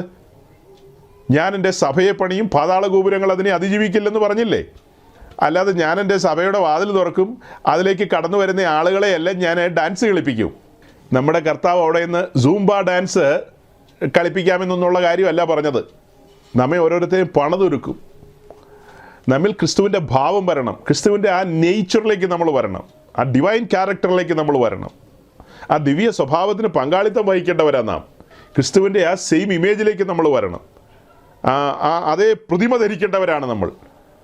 അപ്പോൾ ഇങ്ങനെയുള്ള കാര്യങ്ങളൊക്കെ മുൻനിർത്തി വചനം പഠിക്കുന്ന ഒരു ഭക്തന് മനസ്സിലാകില്ലേ, മോശ 10,000 പേരെ അങ്ങോട്ട് കൊണ്ടുപോയതുപോലെയല്ല, അത് അങ്ങനെ തന്നെയല്ല പുതിയ നിയമത്തിൽ എടുക്കുന്നത് എന്ന് മനസ്സിലാക്കാൻ മേലെ. അപ്പോൾ ഞാൻ അധിക സമയം കളയുന്നില്ല അതിന്. ആ ഭാഗം ഞാൻ വിടുകയാണ്. ചോദ്യങ്ങൾ വന്നാൽ പിന്നീട് നമുക്ക് ചിന്തിക്കാം. കഴിഞ്ഞ മെസ്സേജിൽ നമ്മൾ പറഞ്ഞു പത്രോസ് മാളികമുറിയിൽ ക്രൂശിക്കപ്പെട്ടവനായ ക്രിസ്തുവിനെ പ്രസംഗിച്ചു, ക്രൂശ് അവിടെ ഉയർത്തി എന്ന് പറഞ്ഞു. അപ്പോൾ ചിലർ അതിന് കമൻറ്റ് ചെയ്തിരിക്കുകയാണ്, ചുമ്മാ നുണ പറയുകയാണ്. പത്രോസ് അവിടെ ഒരു ക്രൂശും പ്രസംഗിച്ചില്ല, പത്രോസ് അവിടെ ഒരു ക്രൂശ് ഉയർത്തിയില്ല എന്ന്. അപ്പം നമുക്ക് ഈ മനുഷ്യരോടൊക്കെ സഹതാപം മാത്രമേ ഉള്ളൂ. കാര്യങ്ങൾ മനസ്സിലാക്കുന്നില്ല, കാര്യങ്ങൾ ഗ്രഹിക്കുന്നില്ല. അദ്ദേഹത്തിൻ്റെ ആ കമൻറ്റിനൊരു മറുപടി പറയണമെങ്കിൽ നമുക്ക് കുറഞ്ഞത് ഒരു മണിക്കൂറെങ്കിലും വേണം. രക്ഷയുമായി ബന്ധപ്പെട്ട് നമ്മുടെ കർത്താവിൻ്റെ ക്രൂശ്, അതിൻ്റെ ആഴങ്ങൾ, പത്രോസ് പ്രസംഗിച്ച പ്രസംഗത്തിൻ്റെ ആ ഒരു രൂപരേഖ, പത്രോസിൻ്റെ പ്രസംഗത്തിൻ്റെ അതിൻ്റെ ഒരു ക്രീം, അതിൻ്റെ പ്രധാനപ്പെട്ട കണ്ടൻറ്റ് മാത്രമാണ് അപ്പോസ്തലപ്രവൃത്തി 2-ാം അധ്യായത്തിലുള്ളത്. പത്രോസ് വിശദമായി പ്രസംഗിച്ചിട്ടുണ്ട്. ആ വിശദമായി പ്രസംഗിച്ചതിൻ്റെ ഏറ്റവും കാമ്പുള്ള കാര്യങ്ങളാണ് നമുക്കവിടെ വായിക്കാൻ കഴിയുന്നത്. അവിടെ പത്രോസ് അവരുടെ നേരെ കൈ ചൂണ്ടി പറയുന്നുണ്ട്, നിങ്ങൾ ക്രൂശിച്ചു കൊന്ന നസ്രായനെ യേശുവിനെ നമ്മുടെ പിതാക്കന്മാരുടെ ദൈവം ഉയർപ്പിച്ചു എന്ന്. അപ്പോൾ അവിടെ ക്രിസ്തുവിൻ്റെ ക്രൂശും ക്രിസ്തുവിൻ്റെ മരണവും എല്ലാം വന്നു. ആ കാര്യങ്ങളൊക്കെ കഴിഞ്ഞ നാളുകളിലെ മെസ്സേജുകളിൽ നമ്മൾ വളരെ സവിസ്തരം വിസ്തരിച്ചിട്ടുണ്ട്. അതുകൊണ്ട് അങ്ങനെ ചിന്തിക്കുന്ന സഹോദരങ്ങളോട് ഞങ്ങൾക്ക് പറയാനുള്ള മറുപടി, നിങ്ങൾ ഞങ്ങളുടെ യൂട്യൂബ് ചാനലിൽ കടന്നു വന്ന് അവിടെ ധാരാളം മെസ്സേജുകൾ ഇത്തരത്തിലുള്ളതുണ്ട്. അത് കേട്ട് മനസ്സിലാക്കുക, അന്വേഷിക്കുക, ഉത്തരങ്ങൾ നിങ്ങൾക്ക് കണ്ടെത്താൻ കഴിയും. അതുകൊണ്ട് ഇവിടെ ഞങ്ങൾ അധിക സമയം അതിനുവേണ്ടി ചെലവഴിക്കുന്നില്ല. കഴിഞ്ഞ ആഴ്ച നമ്മൾ സംസാരിച്ചു പോയ കൂട്ടത്തിൽ മെഗാ ചർച്ചുമായി ബന്ധപ്പെട്ട ചില കാര്യങ്ങൾ പറഞ്ഞല്ലോ. മെഗാ ചർച്ചുമായി ബന്ധപ്പെട്ട കാര്യങ്ങൾ, ആ കാര്യങ്ങളെക്കുറിച്ച് ഞാൻ 1-2 വാക്ക് പറഞ്ഞ് മുൻപോട്ട് പോവുകയാണ്. അതായത് സഹോദരങ്ങളെ, ദൈവത്തിൻ്റെ വചനം നമ്മൾ പഠിക്കുമ്പോൾ ആ വചനത്തിൻ്റെ ആഴങ്ങൾ മനസ്സിലാക്കുന്നൊരു ദൈവവൈതലിന് മനസ്സിലാകും അതൊന്നും ദൈവത്തിൻ്റെ പദ്ധതിയല്ല. ദൈവത്തിൻ്റെ പദ്ധതി എന്ന് പറയുന്നത് ദൈവസഭ ഒരു ആൾക്കൂട്ടമായിട്ടല്ല കാണുന്നത്, വിശുദ്ധന്മാരുടെ സംഘം എന്ന നിലയിലാണ് കാണുന്നത്. വാസ്തവമായി സുവിശേഷം കേട്ട് പരിശുദ്ധാത്മാവിനാൽ പാപബോധം വന്ന് ക്രൂശിൻ്റെ ദർശനം പ്രാപിച്ച് പിതാവിൻ്റെ ആകർഷണ വലയത്തിൽ തന്നെ നിന്ന് അങ്ങനെ സറണ്ടർ ചെയ്ത് മുന്നോട്ട് വരുന്ന ഓരോ വിശുദ്ധന്മാരും അവർ ദൈവം വെച്ച വ്യവസ്ഥകൾക്കനുസരിച്ച് സ്റ്റെപ്പ് ബൈ സ്റ്റെപ്പായിട്ട് മുന്നോട്ട് വരികയാണ്. രക്ഷിക്കപ്പെടുന്നു, സ്നാനപ്പെടുന്നു, ആത്മാവിൽ നിറയപ്പെടുന്നു. അങ്ങനെ ആത്മാവിൽ നിറയപ്പെടുന്ന ഓരോരുത്തരെയും പണിതൊരുക്കേണ്ടതുണ്ട്. അതിനാണ് ഈ 5 വിധ ശുശ്രൂഷകരെ ആക്കി വെച്ചിരിക്കുന്നത്. അതിന് കൂടുതൽ വ്യാഖ്യാനങ്ങളൊന്നും ആവശ്യമില്ലാതെ തന്നെ നിങ്ങൾക്ക് വായിച്ചാൽ മനസ്സിലാകുന്ന കാര്യമാണ്. അത് ഞാൻ നിങ്ങൾക്ക് എന്നുള്ളതുകൊണ്ട് ഉദ്ദേശിക്കുന്നത് മേലാൽ നമ്മളെ ധാരാളം പേര് കേൾക്കുന്നുണ്ട്, അവരോടും കൂടെയുള്ള ബന്ധത്തിലാണ് ഈ പറയുന്നത്. നിങ്ങൾ കാലങ്ങളായി കേൾക്കുന്നവരും ധാരാളം കേട്ടിട്ടുള്ളവരുമാണ്. നമ്മളെ കേൾക്കുന്നവർക്കൊന്നും ഇത് അറിയില്ലെന്നല്ല, അവരും കേട്ടിട്ടുള്ളവരാണ്. എന്നാൽ ആ കാര്യത്തെക്കുറിച്ച് സീരിയസ് ആയി അറിയില്ലാത്ത ആരെങ്കിലും ഉണ്ടെങ്കിൽ അവർ മനസ്സിലാക്കിക്കോട്ടെ എന്നോർത്താണ് പറയുന്നത്. എഫേസ്യ ലേഖനം 4:11 മുതൽ ഏതാണ്ട് 16 വരെ നമ്മൾ വായിക്കുമ്പോൾ 11-ാം വാക്യത്തിൽ 5 വിധ ശുശ്രൂഷകരെ നമുക്ക് കാണാം. അവരുടെ ഡ്യൂട്ടി എന്ന് പറയുന്നത്, ഉത്തരവാദിത്വം എന്ന് പറയുന്നതാണ് താഴേക്കുള്ള വാക്യങ്ങൾ. താഴേക്ക് 12 മുതൽ 16 വരെയുള്ള വാക്യങ്ങളിൽ അവരുടെ ഉത്തരവാദിത്തങ്ങളാണ് നമ്മൾ കാണുന്നത്. അവരുടെ ഉത്തരവാദിത്തങ്ങൾ എന്താ? അതായത് സഭയാം ശരീരത്തെ അതിൻ്റെ നിലയിൽ ഇണങ്ങുന്ന രീതിയിൽ അസ്ഥികളെ കൂട്ടിയോജിപ്പിക്കണമെന്നുള്ള കാര്യം നമ്മൾ കാണുന്നത് അല്ലേ. ഓരോരുത്തരെയും ആ പ്രായത്തിൻ്റെ തികവിലേക്ക് കൊണ്ടുവരണം. അവർ ശിശുവായിരിക്കാൻ അനുവദിക്കാതെ അവരെ വചനത്തിൽ വളർത്തിക്കൊണ്ടുവരണം. ചുരുക്കി പറഞ്ഞാൽ ആത്മീയ വർധനവുമായി ബന്ധപ്പെട്ട കാര്യങ്ങളാണ്. അവർ യോഗ്യന്മാരായി തീരണം, ആ പെർഫെക്ഷനിലേക്ക് വരണം. ഈ വക കാര്യങ്ങൾക്ക് വേണ്ടിയാണ് ശുശ്രൂഷകരെ ആക്കി വെച്ചിരിക്കുന്നത്. അല്ലാതെ സഭായോഗം നടത്താനോ, സഭായോഗം നടത്തേണ്ടതെന്ന് ചോദിച്ചാൽ സഭയിലെ ഒരു എൽഡർക്ക് ഒരു സഭായോഗം ലീഡ് ചെയ്യാൻ സാധിക്കും, നിശ്ചയമായും സാധിക്കും അല്ലേ. അനുഭവ സമ്പത്തുള്ള ആത്മനിറവും സാക്ഷ്യവും ഒക്കെ ഉള്ള ഒരു എൽഡർക്ക് ആ സഭയിലെ സഭായോഗം ലീഡ് ചെയ്യാനും സാധിക്കും. പക്ഷേ ശുശ്രൂഷകരുടെ ഉത്തരവാദിത്വം എന്താ? 5 വിധ ശുശ്രൂഷകരുടെ ഉത്തരവാദിത്വം അവരെ യോഗ്യരാക്കി എടുക്കണം. അതായത് അവർ ഈ ഭൂമിയിൽ നിന്ന് മാറ്റപ്പെടുമ്പോൾ പൗലോസ് പറഞ്ഞ ആ സ്റ്റേറ്റ്മെൻറ്റ് അവരും പറയേണ്ടതുണ്ട്. അതായത് ഞാൻ നല്ല പോർ പൊരുതി, വിശ്വാസം കാത്തു, ഓട്ടം തികച്ചു. മുൻപിൽ വെച്ചിരിക്കുന്നൊരു ഓട്ടമുണ്ട്, ആ ഓട്ടം സ്ഥിരതയോടെ ഓടണം അല്ലേ. ആ ഓടുന്ന ഓട്ടത്തിൽ കയ്യിൽ ബാറ്റണം വേണം. കേൾക്കുക, നമ്മൾ ഓടുകയാണ്, ആ ഓടുന്ന ഓട്ടത്തിൽ ചുമ്മാ ഓടിയാൽ പോരാ, കയ്യിൽ ബാറ്റൺ വേണം. ബാറ്റൺ ഇല്ലാതെ ഒത്തിരി പേര് ഓടുന്നുണ്ട്. അയ്യോ ശ്രദ്ധിക്കണേ, അനേകർ ഓടുന്നുണ്ട്, പക്ഷെ കയ്യിൽ ബാറ്റണില്ല. നമുക്ക് ലഭിക്കപ്പെട്ട അഗ്നിമയമായൊരു പ്രമാണമുണ്ട്, ആ പ്രമാണം മുറുകെ പിടിക്കണം. അതാണ് ബാറ്റൺ എന്നുള്ളത് കൊണ്ട് ഉദ്ദേശിച്ചത്. ബാറ്റൺ, റിലേ ഓട്ടം കണ്ടിട്ടില്ലേ? ബാറ്റൺ, പൂർവന്മാർ നമുക്ക് കൈമാറി തന്ന ബാറ്റൺ, അത് മുറുകെ പിടിച്ചുകൊണ്ട് ഓടണം. പരമവിളിയുടെ ലാക്കിലേക്ക് ഓടണം. പിൻപിലുള്ളതിനെയെല്ലാം മറന്നുകൊണ്ട് മുൻപിലുള്ള പരമവിളിയുടെ ലാക്കിലേക്ക് ഓടണം. വിശ്വാസത്തിൻ്റെ നായകനെ മാത്രം മുൻനിർത്തിക്കൊണ്ട് ഇടംബലം നോക്കരുത്. നല്ല പോർ പൊരുതണം, നല്ല പോർ പൊരുതി വേണം പോകാൻ, അല്ലാതെ പോകാൻ കഴിയില്ലെന്നേ. ഹിൻഡ്രൻസുകൾ ധാരാളമാണ്. അതിനിടയിലാണ് തുടക്കത്തിലൊരു വാക്യം വായിച്ചത്, 2 പത്രോസിലെ വാക്യം. നമ്മുടെ സ്ഥിരത വിട്ട് വീണു പോകാതിരിക്കാൻ സൂക്ഷിക്കണം.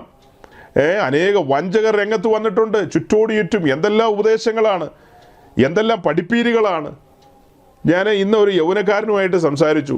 വലിയ പാണ്ഡിത്യമുള്ള ഒരു ഉപദേശിയിൽ നിന്ന് അദ്ദേഹം ഒത്തിരി കാര്യങ്ങൾ കേട്ടിട്ടുണ്ട്. ആ കാരണത്താൽ വളരെ സിമ്പിളായി അറിയിക്കേണ്ട ഒത്തിരി ആത്മീയ സന്ദേശങ്ങളുണ്ട്. ആ സിമ്പിളായ കാര്യങ്ങൾ ഈ മഹാന്മാരായ പണ്ഡിതന്മാർ ഹാർഡാക്കി വെച്ചിരിക്കുകയാണ്. അവരെല്ലാം വലിയ സിമ്പിളിൻ്റെ ആൾക്കാരാണ് വർത്തമാനത്തിൽ. പക്ഷെ ഇങ്ങനെ മൂക്കെ പിടിക്കേണ്ടതിന് വരെ ഇങ്ങനെ കറക്കിയിട്ട് പിടിക്കുന്ന ഒരു പരിപാടിയുണ്ട്. കറക്കിയിട്ട് വളരെ സിമ്പിളല്ലേ? വളരെ സിമ്പിളാണ്. രക്ഷയുമായി ബന്ധപ്പെട്ട കാര്യങ്ങളൊക്കെ കഴിഞ്ഞ നാളുകളിൽ നമ്മൾ അത് കണ്ടെത്തിയ കാഴ്ചകൾ എങ്ങനെയാണ്, എത്ര മനോഹരമായ നിലയിലാണ്. പിതാവ് ഒരു പാപിയെ ആകർഷിക്കുന്നു പുത്രൻ്റെ ക്രൂശിങ്കിലേക്ക്. അങ്ങനെ പുത്രൻ്റെ ക്രൂശിങ്കിലേക്ക് ആകർഷിക്കുമ്പോൾ പരിശുദ്ധാത്മാവിന് പാപബോധം കൊടുക്കുന്നു. അവൻ്റെ കണ്ണ് പരിശുദ്ധാത്മാവ് തുറക്കുന്നു. അവൻ ആ ക്രൂശിൻ്റെ ദർശനം കാണുന്നു, അല്ലേ? അവൻ്റെ കണ്ണ് തുറന്നു വരുമ്പോൾ അവൻ കാണുന്നത് എന്താ? പിതാവ് തൻ്റെ ഏകജാതനായ പുത്രനെ കാൽവറിയുടെ കൊലമരത്തിൽ തകർത്തിട്ടിരിക്കുന്ന കാഴ്ചയാണ്. അവനെ കൈവിട്ട് കളഞ്ഞ കാഴ്ചയാണ്. പരിശുദ്ധാത്മാവ് ആ പാഴ്ശൂന്യമായ ജീവിതത്തിൽ പരിവർത്തിച്ചു തുടങ്ങുകയാണ്.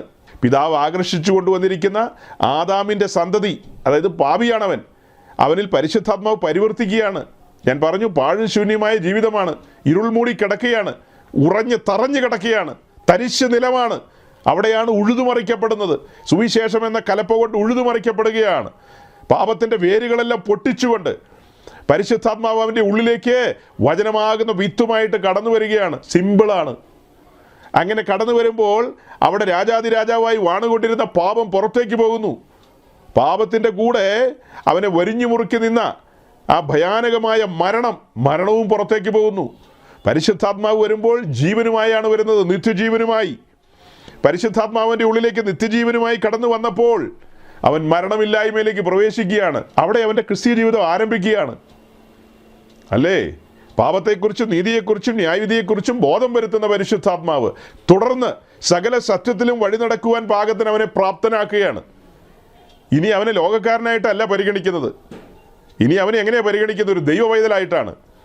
അവൻ ദൈവകുടുംബത്തിലെ അംഗമാകുകയാണ്. അടുത്തപടി അവൻ ക്രിസ്തുവിനോട് ചേരുവാൻ സ്നാനമേൽക്കുകയാണ്. ഇത് സിമ്പിളല്ലേ സഹോദരങ്ങളെ? ഇത് അവിടെ കൊണ്ടുപോയി, ഇവിടെ കൊണ്ടുപോയി, എവിടെയെല്ലാം കൊണ്ടുപോയ അതുകൊണ്ട് ചില കാര്യങ്ങളൊന്നും പറയാനേ പറ്റുന്നില്ല. കാരണം അവരുടെ ഉള്ളിൽ ഇങ്ങനെ പല കാര്യങ്ങളും കിടക്കുകയാണ്. അതെല്ലാം അങ്ങോട്ടിടിച്ച് ഇങ്ങോട്ടിടിച്ച് നമ്മളീ പറയുന്ന വചനങ്ങളെല്ലാം ഈ ബോൾ അങ്ങോട്ട്, ഈ ഒരു ഫുട്ബോള് ഒരു ഭിത്തിയിലേക്ക് അടിച്ചു കഴിഞ്ഞാൽ അത് തിരിച്ചിങ്ങോട്ട് വരുമല്ലോ എന്ന് പറഞ്ഞതുപോലെ ഇതിങ്ങനെ തട്ടിത്തെറിക്കുകയാണ്. അതേസമയം ഒരു കാത്തലിക് ബാക്ക്ഗ്രൗണ്ടിലുള്ള ഒരു വ്യക്തിയോടോ, ഒരു ഹൈന്ദവ ബാക്ക്ഗ്രൗണ്ടിലുള്ള ഒരാളോടോ, അല്ലെങ്കിൽ വേറെ ഏതെങ്കിലും ഒരു സെറ്റപ്പിലുള്ള ഒരാളോട് നമ്മൾ ഈ കാര്യങ്ങൾ പറഞ്ഞാൽ ഈസി ആയിട്ട് പറയാൻ പറ്റും. കാരണം ഇങ്ങനെ ഈ പലവിധമായ ഉപദേശിമാരുടെ ഇടയിലൂടെ കിടന്ന് ഇങ്ങനെ ഈ എന്താ പറയുക, ഒരു വല്ലാത്ത സാഹചര്യത്തിൽ ഇങ്ങനെ ഒഴുകി പോയി കഴിയുമ്പോൾ പലതും അകത്ത് കയറും.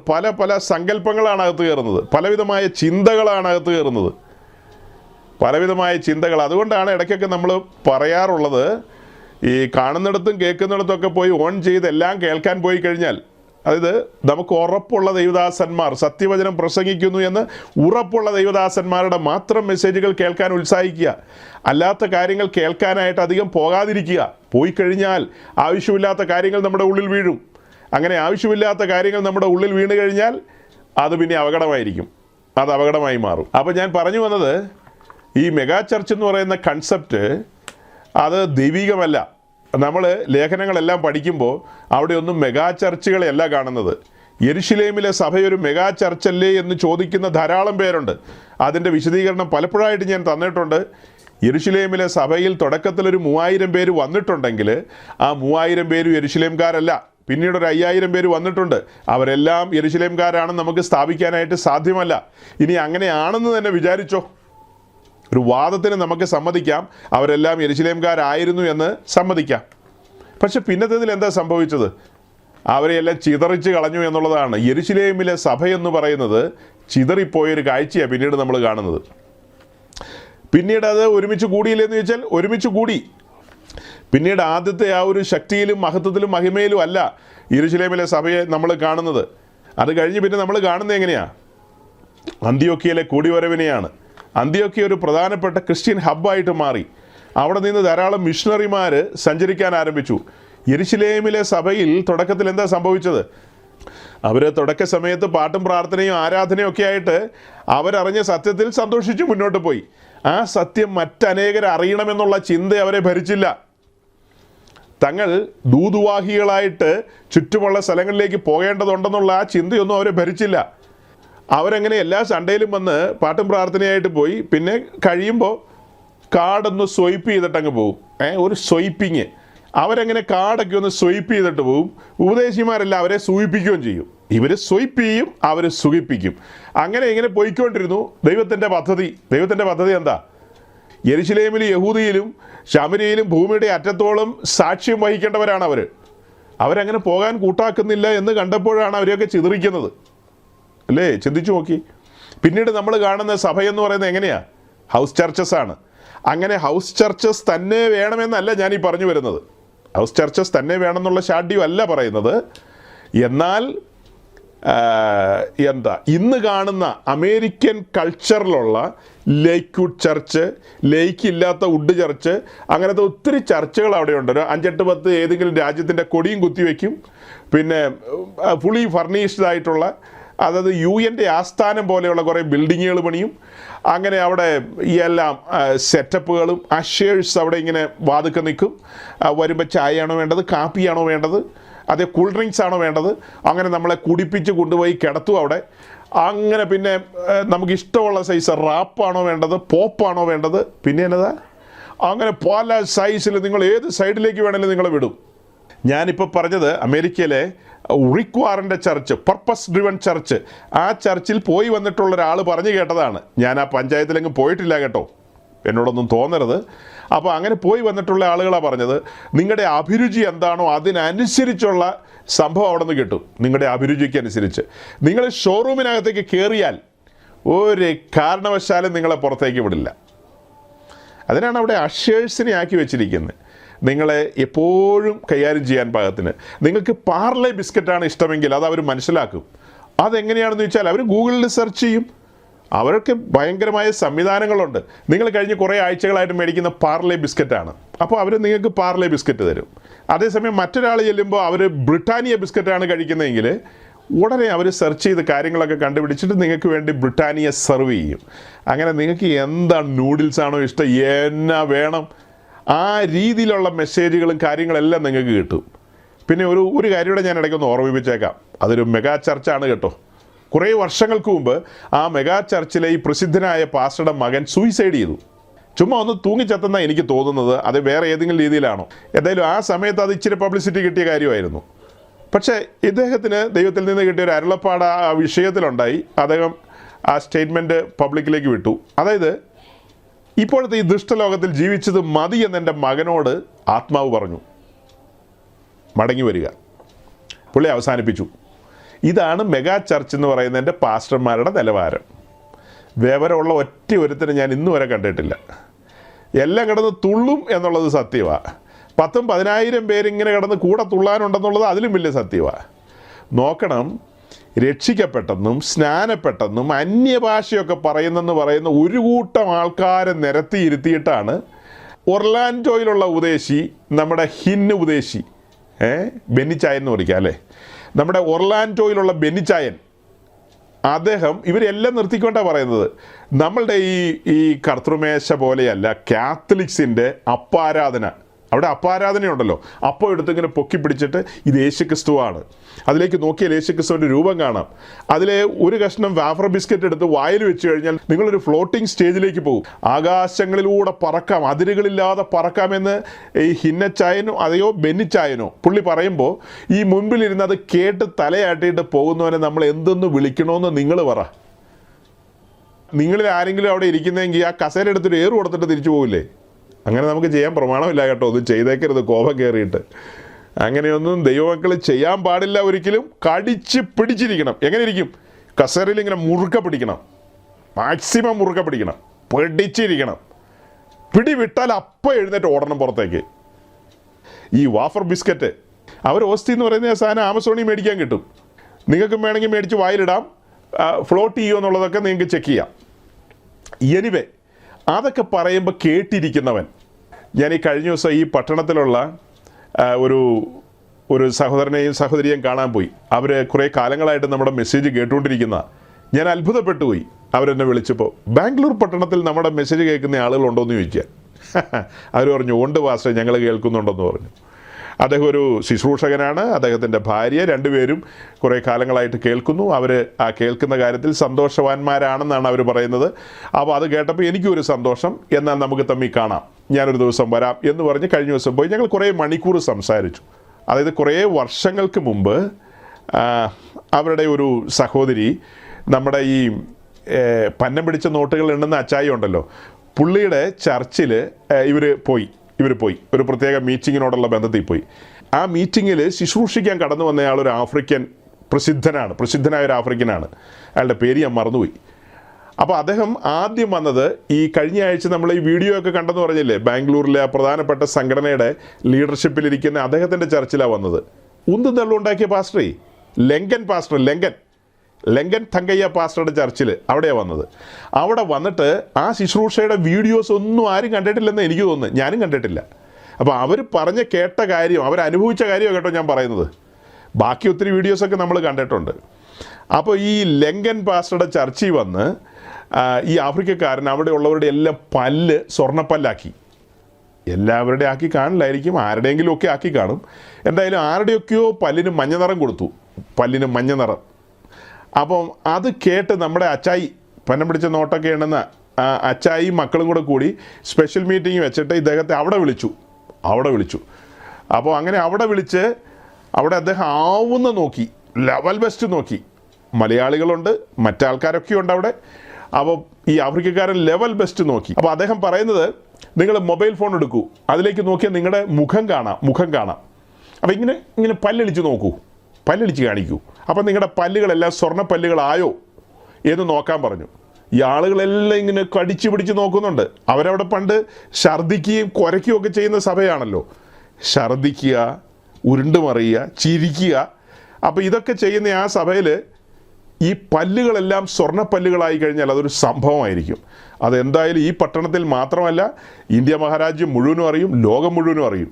ഇന്ന പാസ്റ്ററുടെ സഭയിലെ വിശ്വാസികൾ അവരുടെ വിശുദ്ധിയുടെ ആ പാരമ്യ നിമിത്തം എന്നൊക്കെ വേണേൽ പറയാം, പല്ലുകളെല്ലാം സ്വർണ്ണപ്പല്ലുകളായിന്ന്. എനിക്ക് ഈ കാര്യം കേട്ടുകൊണ്ടിരുന്നപ്പോൾ എൻ്റെ ഓർമ്മയിലേക്ക് വന്ന കാര്യം എന്താണെന്നറിയാവോ? നമ്മുടെ പ്രിയങ്കരനായ പ്രവാചകൻ ഏലിയാവ് കർമ്മേലിൽ വന്നു, ബാലിൻ്റെയും അശേരയുടെയും പ്രവാചകന്മാരോട് പറഞ്ഞു, ഇന്നതുപോലെയാണ് കാര്യങ്ങൾ. അതായത് നിങ്ങളൊരു യാഗപീഠം തയ്യാറാക്കി അവിടെ ഒരു യാഗമൃഗത്തെ അറുത്ത് യാഗം റെഡിയാക്കുക. ഉയരത്തിൽ നിന്ന് തീ വീണാൽ നിന്റെ ദൈവം തന്നെ. അതായത് നിന്റെ വാല് ദൈവമായിട്ട് ഞാൻ അംഗീകരിക്കാം, അല്ല, ഞാൻ ആ കാര്യം ചെയ്യുമ്പോൾ അതിൽ ഉയരത്തിൽ നിന്ന് തീ വന്ന് ആ യാഗത്തിൽ ദൈവം പ്രസാദിച്ചാൽ എൻ്റെ ദൈവം, സൈന്യങ്ങളുടെ ദൈവമായ യഹോവ തന്നെ സത്യദൈവം എന്ന് അംഗീകരിക്കണം എന്നുള്ളതാണ് പറഞ്ഞു വരുന്നത്. അപ്പോൾ ജനത്തിനും അല്ല അത് ബോധിച്ചു. അപ്പം പിന്നീട് നമ്മൾ വായിക്കുന്നത് ഈ ബാലിൻ്റെയും അശേരയുടെയും പ്രവാചകന്മാർ കിടന്ന് ലെവൽ ബെസ്റ്റ് ഉത്സാഹിക്കുകയാണ്, ആഞ്ഞാഞ്ഞു വിളിക്കുകയാണ്. അതായത് എന്താ പറയുക, ചങ്ക് പൊട്ടി വിളിക്കുകയാണ്. തീ ഇറക്കൂ ബാലേ എന്ന് പറഞ്ഞ് അവർ കിടന്ന് കരയുകയാണ്. അതിന് മാത്രം കരഞ്ഞു, ഒരു രക്ഷയില്ല. അശേഷം തീ വന്നില്ല, ഒന്നും സംഭവിച്ചില്ല. അതുപോലെ തന്നെ സഹോദരങ്ങളെ, ഈ അച്ചായുടെ ചർച്ചിലുള്ള ബഹുശതം ആളുകളെല്ലാം പല്ലടിച്ച് നോക്കി, മൊബൈൽ ഫോണിൽ നോക്കി, പല രീതിയിൽ നോക്കി. അടുത്ത് നിൽക്കുന്നവളോട് ചോദിച്ചു, നീ ഒന്ന് നോക്കിയടി, എൻ്റെ വായിൽ എവിടെയെങ്കിലും സ്വർണ്ണപ്പല്ല് വന്നിട്ടുണ്ടോ എന്ന് നോക്കാൻ പറഞ്ഞിട്ട് ആളുകൾ അങ്ങോട്ടും ഇങ്ങോട്ടും വായിൽ നോക്കി. എല്ലാം വായിൽ നോക്കിയത് മിച്ചം, പക്ഷെ പല്ലൊന്നും സ്വർണ്ണപ്പല്ലായില്ല. ഓക്കെ, അദ്ദേഹം ക്ഷീണിതനായി ശുശ്രൂഷ അവസാനിപ്പിച്ചിരുന്നു. അപ്പോൾ നമ്മുടെ പ്രിയങ്കരനായ അച്ചായി മൈക്ക് കയ്യിലെടുത്തു. അച്ചായി ഇത്തിരി കോപത്തോടെ പറഞ്ഞു, നിങ്ങളുടെ വിശ്വാസത്തിൻ്റെ കുറവ് നിമിത്തമാണ് ഇവിടെ ഒറ്റ പല്ല് പോലും സ്വർണ്ണമാകാത്തത്. അദ്ദേഹത്തെ ദൈവം ശക്തമായി കരങ്ങളിൽ ഉപയോഗിക്കുന്നതാണ്. ലോകരാജ്യങ്ങളിൽ അനേക പല്ലുകൾ അദ്ദേഹം സ്വർണ്ണപ്പല്ലാക്കിയിട്ടുള്ള ആളാണ്. ഇവിടെ വന്നിട്ട് ഒരൊറ്റയാളുടെ പല്ല് പോലും ആക്കിയില്ലോ, ഒറ്റയാളുടെ പല്ല് പോലും. നിങ്ങളുടെ വിശ്വാസത്തിൻ്റെ കുറവ് നിമിത്തമാണ്. നിങ്ങൾ പോരാ കേട്ടോ. ഞാൻ ഇത്തിരി മുമ്പ് പറഞ്ഞില്ലേ, നിങ്ങളൊക്കെ ഒന്ന് വളർന്നു വരണമെന്ന് പറഞ്ഞില്ലേ. സെയിം നമ്മുടെ അച്ചായി അങ്ങനെ പറഞ്ഞു കാണുമെന്നാണ് ഞാൻ വിചാരിക്കുന്നത്. ഇവിടെയും രസകരമായൊരു കാര്യമുണ്ട്. അതും മെഗാ ചർച്ചാണല്ലോ. ആ മുമ്പിലിരിക്കുന്ന വിശ്വാസികളെ നിങ്ങൾക്ക് എന്ത് പേരിട്ട് വേണേലും വിളിക്കാം. ഈ പുള്ളി പറഞ്ഞ ഈ മണ്ടത്തരത്തിന് അവരെന്തായിരിക്കും മറുപടി കൊടുക്കേണ്ടത്? ശരി, സമ്മതിച്ചു, ഒരു വാദത്തിന് അങ്കിളെ ഞങ്ങൾ സമ്മതിച്ചു, പാസ്റ്ററങ്കിളെ ഞങ്ങൾ സമ്മതിച്ചു, ഞങ്ങളൊന്നും ഗുണമില്ലാത്തവരാണ്, വിശ്വാസം കുറഞ്ഞവരാണ്. അങ്ങ് വിശ്വാസത്തിൽ ജ്വലിച്ച് നിൽക്കുകയാണല്ലോ, ആ പല്ലൊന്ന് കാണിച്ചേ, അങ്ങയുടെ പല്ലെല്ലാം സ്വർണ്ണപ്പല്ലായോ എന്ന് ഞങ്ങളൊന്ന് നോക്കട്ടെ എന്ന് ഏതെങ്കിലും ഒരുത്തിനൊന്ന് ചോദിച്ചാൽ പോരെ? അതിന് തലയിൽ ആൾതാമസം വേണം. ആൾതാമസം ഉണ്ടെങ്കിൽ ആ ചോദ്യം ചോദിക്കാൻ പറ്റുള്ളൂ. അല്ലെങ്കിൽ ഇത് സംഭവിച്ചതാണോ എന്നൊക്കെ ചോദിച്ചു കഴിഞ്ഞാൽ അപ്പം ഞാൻ എന്താ മറുപടി പറയുക? ആ സഹോദരനും സഹോദരിയും വ്യാജം എന്നോട് പറയേണ്ട കാര്യമുണ്ട്. അവരനുഭവിച്ച കാര്യം അവരും പല്ലിളിച്ച് നോക്കിയ പാർട്ടീസാ. അവർക്ക് പിന്നത്തേതിൽ ദൈവം മഹാകൃപയാൽ മാനസാന്തരം കൊടുത്തതാ. അവർ ചേർത്തി അനിയത്തി അങ്ങോട്ടും ഇങ്ങോട്ടും നോക്കിയതാ വാ തുറന്ന്. കാരണം 32 പല്ലൊന്നും സ്വർണ്ണമായില്ലെങ്കിലും വേണ്ടില്ല, 5-6 എണ്ണം സ്വർണ്ണമായി കഴിഞ്ഞാൽ നമുക്ക് അത്യാവശ്യം 2 കിലോ അരി മേടിക്കാൻ എന്തെങ്കിലും ബുദ്ധിമുട്ട് വന്നു കഴിഞ്ഞാൽ കെട്ടുവനോട് പറഞ്ഞാൽ പോരെ, എന്തെങ്കിലും 2 വാക്ക് പറഞ്ഞാൽ പോരെ, ഒറ്റയടിക്ക് 1-2 പല്ല് താഴെ ഇടുക, മുത്തൂറ്റി കൊണ്ടുപോയി പണയം വയ്ക്കുക. എന്തായാലും ഒരു പല്ലെന്നൊക്കെ പറഞ്ഞു കഴിഞ്ഞാൽ ന്യായമായിട്ടൊരു 100 ഗ്രാം കാണും. അപ്പോൾ അതൊക്കെ എന്താ പറയുക, ഒരു 10,000-1,500 രൂപ എന്തായാലും കിട്ടും. സ്വർണത്തിൻ്റെ വില എനിക്കറിയാൻ മേല, പെന്തിക്കോസ് പാസ്റ്റർ ആയതുകൊണ്ട് സ്വർണത്തിൻ്റെ വില കാര്യമായിട്ട് എനിക്കറിയില്ല. വലിയ വിലയാണെന്നാണ് കേട്ടത് അല്ലേ, വലിയ വിലയാണെന്ന് തോന്നുന്നു. അപ്പോൾ എന്തായാലും ഇത് വഞ്ചനയാണോ അല്ലയോ എന്ന് നിങ്ങൾ ചിന്തിക്കുക. ഇതാണ് മെഗാ ചർച്ച് എന്ന് പറയുന്നത്. 2 മെഗാ ചർച്ച് ഇതിൽ ഞാൻ പരിചയപ്പെടുത്തി കേട്ടോ. നമുക്ക് ഒരു കാര്യം പറയാനുണ്ട്. അതിലേക്ക് പോകുന്നതിന് മുമ്പ് ഈ ഇങ്ങനത്തെ ഒരു പഴയ സംഭവം എന്തിനാ എടുത്ത് പറഞ്ഞതെന്ന് വെച്ചാൽ, ഈ വീഡിയോ ആരുടെ കയ്യിലും ഇല്ല, ഇതൊന്നും എങ്ങും പ്രചരിച്ചിട്ടില്ല. ഈ വെള്ളം വീഞ്ഞാക്കുന്നതും ഫോണിനകത്ത് ചാർജ് കയറ്റുന്നതും പിന്നെ അങ്ങനത്തെ ഒത്തിരി സർക്കസുകളുടെ വീഡിയോസൊക്കെയാണ് ആളുകൾ കണ്ടിട്ടുള്ളത്, ബക്കറ്റിൽ വെള്ളം ഒഴിക്കുന്നതൊക്കെ. ഇങ്ങനെയും ചരിത്രങ്ങൾ ഒത്തിരി ഉണ്ട്, വേറെയുണ്ട് പലതും. ഇപ്പം ഞാൻ അതിലേക്കൊന്നും പോകുന്നില്ല. ഈ ഒരെണ്ണം നിങ്ങൾക്ക് ഇഷ്ടപ്പെടും എന്നുള്ളതുകൊണ്ട് ഞാൻ പറഞ്ഞതാണ്. കാരണം ഏതെങ്കിലും വിധത്തിൽ ഇപ്പോൾ പലരും ചിന്തിക്കുകയായിരിക്കും, എൻ്റെ ദൈവമേ ഒരു പല്ലെങ്കിലും സ്വർണ്ണമാക്കുകയായിരുന്നെങ്കിൽ എന്തെങ്കിലും ഒരു മുട്ടാപ്പോക്ക് സമയത്ത് അത് തല്ലിപ്പൊളിച്ചെടുത്ത് കഴിഞ്ഞാൽ പണയം വയ്ക്കാമല്ലോ എന്നിപ്പോൾ ആരെങ്കിലുമൊക്കെ ചിന്തിച്ചുകൊണ്ടിരിക്കുകയായിരിക്കും. ഇത്രയൊക്കെ ഉള്ളൂ മെഗാ ചർച്ച് എന്ന് പറഞ്ഞാൽ. ഇതിലപ്പുറം ഒന്നുമില്ല. നമ്മളീ പറയുന്ന പോലെ ഈ ക്രൂശിൻ്റെ വചനങ്ങളൊക്കെ പ്രസംഗിക്കുക, ഇങ്ങനെ അങ്ങനെയെന്നൊക്കെ പറഞ്ഞു കഴിഞ്ഞാൽ അവിടെയൊന്നും ആൾ വരില്ല സഹോദരങ്ങളെ, അവിടെയൊന്നും ആൾ വരില്ല. എന്നോട് ഒരു ദൈവദാസൻ ഒരിക്കൽ പറഞ്ഞ ഒരാശയം ഞാൻ നാളെ പറയാൻ വെച്ചതാണ്, ഇന്ന് പറഞ്ഞേക്കാം. എന്നോട് ഒരിക്കൽ ഒരു ദൈവദാസൻ പറഞ്ഞൊരാശയമുണ്ട്. സജി പാസ്റ്റർക്ക് ഇഷ്ടമുള്ള പോലെയൊക്കെ പ്രസംഗിക്കാം, ഞങ്ങളൊന്നും അങ്ങനെയൊന്നുമല്ല. നിങ്ങളുടെ മീറ്റിങ്ങിലൊക്കെ വരുന്ന ആൾക്കാരൊക്കെ കോടീശ്വരന്മാരൊക്കെ ആയിരിക്കും. മുകേഷ് അംബാനിയുടെ കൂട്ടുകാരൻ മിസ്റ്റർ രതീഷ് നമ്മുടെ മീറ്റിങ്ങിലുണ്ട്. അതുപോലെ അമേരിക്കയിലെ ജെഫ് ബസോസിൻ്റെ അയൽവാസി ശ്രീമതി ഡോക്ടർ ലിസ അവറുകൾ നമ്മുടെ മീറ്റിങ്ങിലുണ്ട്. അതുപോലെ ഒരു 10-14 പിള്ളേരുള്ളൊരു പുള്ളി ഉണ്ടല്ലോ, നമ്മുടെ മസ്കച്ചായൻ. ആ മസ്കച്ചായൻ്റെ അയൽവാസികളോട് ഇരിപ്പുണ്ടാവും അല്ലേ. അതുപോലത്തെ കോടീശ്വരന്മാരോടും ലക്ഷാധിപതികളോടൊക്കെയാണ് സജി പാസ്റ്റർ പ്രസംഗിക്കുന്നത്. നമ്മുടെ ഫിലദൽഫിയയിലെ ടീന അവറുകൾ, ഉയ്യോ ഭയങ്കര സംഭവമാണ്. അതുപോലെ നമ്മുടെ ചെന്നൈയിലെ കൊച്ചമ്മ, അതുപോലെ നമ്മുടെ ഭോപ്പാലിലെ വലിയ വലിയ പാർട്ടീസ്, അതുപോലെ ഗുജറാത്തിലെ വമ്പൻ കോടീശ്വരന്മാർ. ശരിക്കും പറഞ്ഞാൽ ഇത്രയും കോടീശ്വരന്മാരോട് പ്രസംഗിക്കുന്ന ഞാനൊരു കോടീശ്വരനാകേണ്ടതാണ്. ആ ദേവദാസൻ പറഞ്ഞു വന്നത്, ഞങ്ങളുടെ വിശ്വാസികളൊക്കെ ആഴ്ചയിൽ 6 ദിവസം അധ്വാനിച്ചിട്ട് 7-ാം ദിവസം ഒരു ആശ്വാസത്തിന് വേണ്ടി വരുന്നതാണ്. നിങ്ങൾക്കിങ്ങനെ പഴയ നിയമം പുതിയ നിയമം പൗലോസിൻ്റെ മിഷൻ യാത്ര എന്നൊക്കെ പറഞ്ഞ് നിങ്ങൾക്ക് പലതും പറഞ്ഞുകൊണ്ടിരിക്കാം. ഞങ്ങളുടെ ആൾക്കാർ കഷ്ടങ്ങൾ സഹിച്ച് അവരൊരു ആശ്വാസത്തിന് വേണ്ടി വരുമ്പോൾ ഞങ്ങൾ കടിച്ചാൽ പൊട്ടാത്ത കാര്യങ്ങളൊന്നും അല്ല അവരോട് പറയുന്നത്. എപ്പോഴും പുതിയ ഭൂമി, പുതിയ യെരൂശലേം, എപ്പോഴും യേശുക്രിസ്തു വരുന്നു എന്നൊക്കെ പറഞ്ഞുകൊണ്ടിരിക്കാനല്ല, അവരെ ആശ്വസിപ്പിച്ച് പറഞ്ഞു വിടണം. അപ്പം ഞാനും അതിന് തലയാട്ടി, ശരിയാ കേട്ടോ, ഞാൻ എന്തായാലും ഇങ്ങനെ ആയിപ്പോയി, എനിക്കൊരു മാനസാന്തരം ആവശ്യമാണ്. ഞാൻ എപ്പോഴും ഇങ്ങനെ കഠിനനായി നിന്ന് പ്രസംഗിച്ചുകൊണ്ടിരിക്കുകയാണല്ലോ.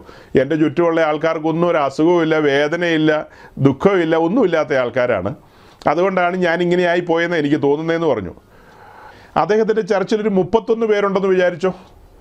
അതിൽ ഈ ആഴ്ച ചാക്കോച്ചൻ വളരെ കഷ്ടത്തിലാണ് അല്ലേ, 6 ദിവസം അധ്വാനം കഴിഞ്ഞ് വരികയാണ്. അപ്പോൾ 7-ാം ദിവസം ചാക്കോച്ചനൊരു ആശ്വാസം ലഭിക്കുമാറുള്ള ഭാഗങ്ങളൊക്കെ പഴയ നിയമത്തിൽ നിന്നും പുതിയ നിയമത്തിൽ നിന്നും ഒക്കെ പുള്ളി എടുത്തു. അടുത്ത സൺഡേയിൽ വന്നപ്പോൾ അവറാച്ചൻ കഷ്ടത്തിലാണ്, പ്രതിസന്ധിയൊക്കെയുണ്ട്, പുള്ളി ആശ്വസിപ്പിക്കാൻ വേണ്ടിയുള്ള വാക്യം കൊടുത്തു. അങ്ങനെ ഓരോ ആഴ്ചകളിലും അല്ലെ എല്ലാ ദിവസവും കൂട്ടിക്കോ, അങ്ങനെ എല്ലാ ദിവസവും മീറ്റിങ്, അങ്ങനെ എല്ലാ ദിവസത്തെ മീറ്റിങ്ങിൽ ഓരോരുത്തർക്ക് വേണ്ടി ഇങ്ങനെ ആശ്വാസ വചനങ്ങൾ പുള്ളി എടുത്തു. അങ്ങനെ ആശ്വസിപ്പിച്ച് അങ്ങനെ 12 മാസവും പുള്ളി ആശ്വാസത്തിൽ നിന്നു. അത് കഴിഞ്ഞിട്ടോ 12 മാസം എന്ന് വെച്ചാൽ 360 ദിവസം. അങ്ങനെ നോക്കി നിൽക്കുമ്പോൾ 40 വർഷം 42 വർഷം പുള്ളി ആശ്വാസത്തിൽ നിന്നു. ഈ 40 വർഷവും ഈ ജനത്തെ പുള്ളി ആശ്വസിപ്പിച്ചുകൊണ്ടിരുന്നു.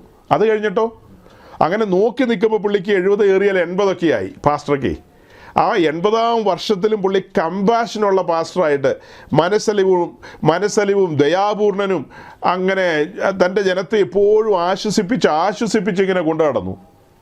ഒടുക്കം തന്നെ ആ നട്ടതുപോലെ തന്നെ പറിച്ചെടുത്തെന്ന് ഒന്നും കിട്ടിയില്ല, അതിനകത്തുനിന്ന് യാതൊന്നും കിട്ടിയില്ല. അതെന്താ അങ്ങനെ പറ്റിയേ? അതായത് അതിന് വേണ്ടുന്ന വിത്തും വളവോ അതിനകത്ത് കിളയ്ക്കുകയോ മാന്തുകയോ കള പറിച്ച് കളയോ അങ്ങനത്തെ പല പരിപാടികളുണ്ടല്ലോ. അപ്പോൾ അതിന് കൂന്താലി കൊണ്ടും മറ്റതുകൊണ്ടൊക്കെ ഇങ്ങനെയൊക്കെ കാണിക്കണമല്ലോ. മണ്ണ് ഇളക്കി കൊടുക്കണം. മണ്ണിളക്കുക എന്ന് പറഞ്ഞാലോ തൂമ്പ കൊണ്ട് കിളക്കണം. അയ്യോ, എൻ്റെ വിശ്വാസികൾ അങ്ങനെയൊന്നും ഞാൻ ചെയ്യില്ല. 6 ദിവസം അധ്വാനിച്ചിട്ട് വരുന്ന ഞാൻ തൂമ്പ കൊണ്ടൊന്നും കിളക്കില്ല. മണ്ണ് ഇളക്കി കഴിഞ്ഞാൽ അത് വിഷമം ഉണ്ടാവും. വേണ്ട. അതാ സജി പാസ്റ്റർ അങ്ങനെയൊക്കെ ചെയ്യട്ടെ, കഠിനൻ ക്രൂരൻ. ഞങ്ങളൊന്നും അങ്ങനെ ചെയ്യില്ല. ശരി, നിങ്ങളങ്ങനെ ചെയ്യണ്ട. ഞാൻ ക്രൂരനായിപ്പോയല്ലോ, അതുകൊണ്ട് ഞാൻ മണ്ണ് ഇളക്കും, ഞാൻ കാറ്റടിപ്പിക്കും, ഞാൻ ഈ പറഞ്ഞ പോലെ വെയിലടിപ്പിക്കും, ഞാൻ മഴ പെയ്യിപ്പിക്കും, ഇതെല്ലാം ചെയ്യിക്കും. കാരണം എന്നാ, ഒരു സസ്യം വളർന്നു വരണമെങ്കിൽ, അതിൽ നിന്ന് ഫലം ലഭിക്കണമെങ്കിൽ സാഹചര്യങ്ങളിലൂടെ എല്ലാം അത് കടന്നു പോകണ്ടേ, കാറ്റടിക്കണ്ടേ സഹോദരങ്ങളെ. ഇപ്പം നമ്മളൊരു റൂമിലിരിക്കുക, ആ റൂമിൽ കുറേ നേരമായിട്ടിരിക്കുന്നു, അല്ലെ 1-2 ദിവസമായിട്ടിരിക്കുന്നു, വാതിൽ തുറക്കുന്നില്ല. വേറൊരാൾ ആ റൂമിലേക്ക് കയറി വന്നാൽ എന്തൊരു സ്മെല്ലായിരിക്കും. ആ വരുന്നവൻ്റെ മൂക്ക് തട്ടിപ്പോവും. നമ്മളിവിടെ വേറെ ഒന്നും ചെയ്യുന്നില്ല. പക്ഷേ മനുഷ്യരെന്നുള്ള നിലയിൽ നമ്മളൊരു 3-4 പേര് ഒരു റൂമിൽ ഒരുമിച്ച് ഇരുന്ന് കഴിഞ്ഞാൽ ഒരു സ്മെല്ലുണ്ടാകും. അതേസമയം ആ 2 സൈഡിലുള്ള ആ വിൻഡോസ് ഓപ്പൺ ചെയ്യുകയാണ്, വാതിൽ തുറക്കുകയാണ്, പെട്ടെന്ന് കാറ്റ് അതിലൂടെ കടന്നിറങ്ങിപ്പോവും. കാറ്റ് കടന്നു പോകുമ്പോൾ അതിനകത്തുള്ള ആ ദുർഗന്ധങ്ങളൊക്കെ പോയി ആ റൂം ക്ലീനായിട്ട് മാറും. അവിടുത്തെ അറ്റ്മോസ്ഫിയർ ഓക്കെ ആവും, അല്ലേ, ക്ലിയർ ആവും.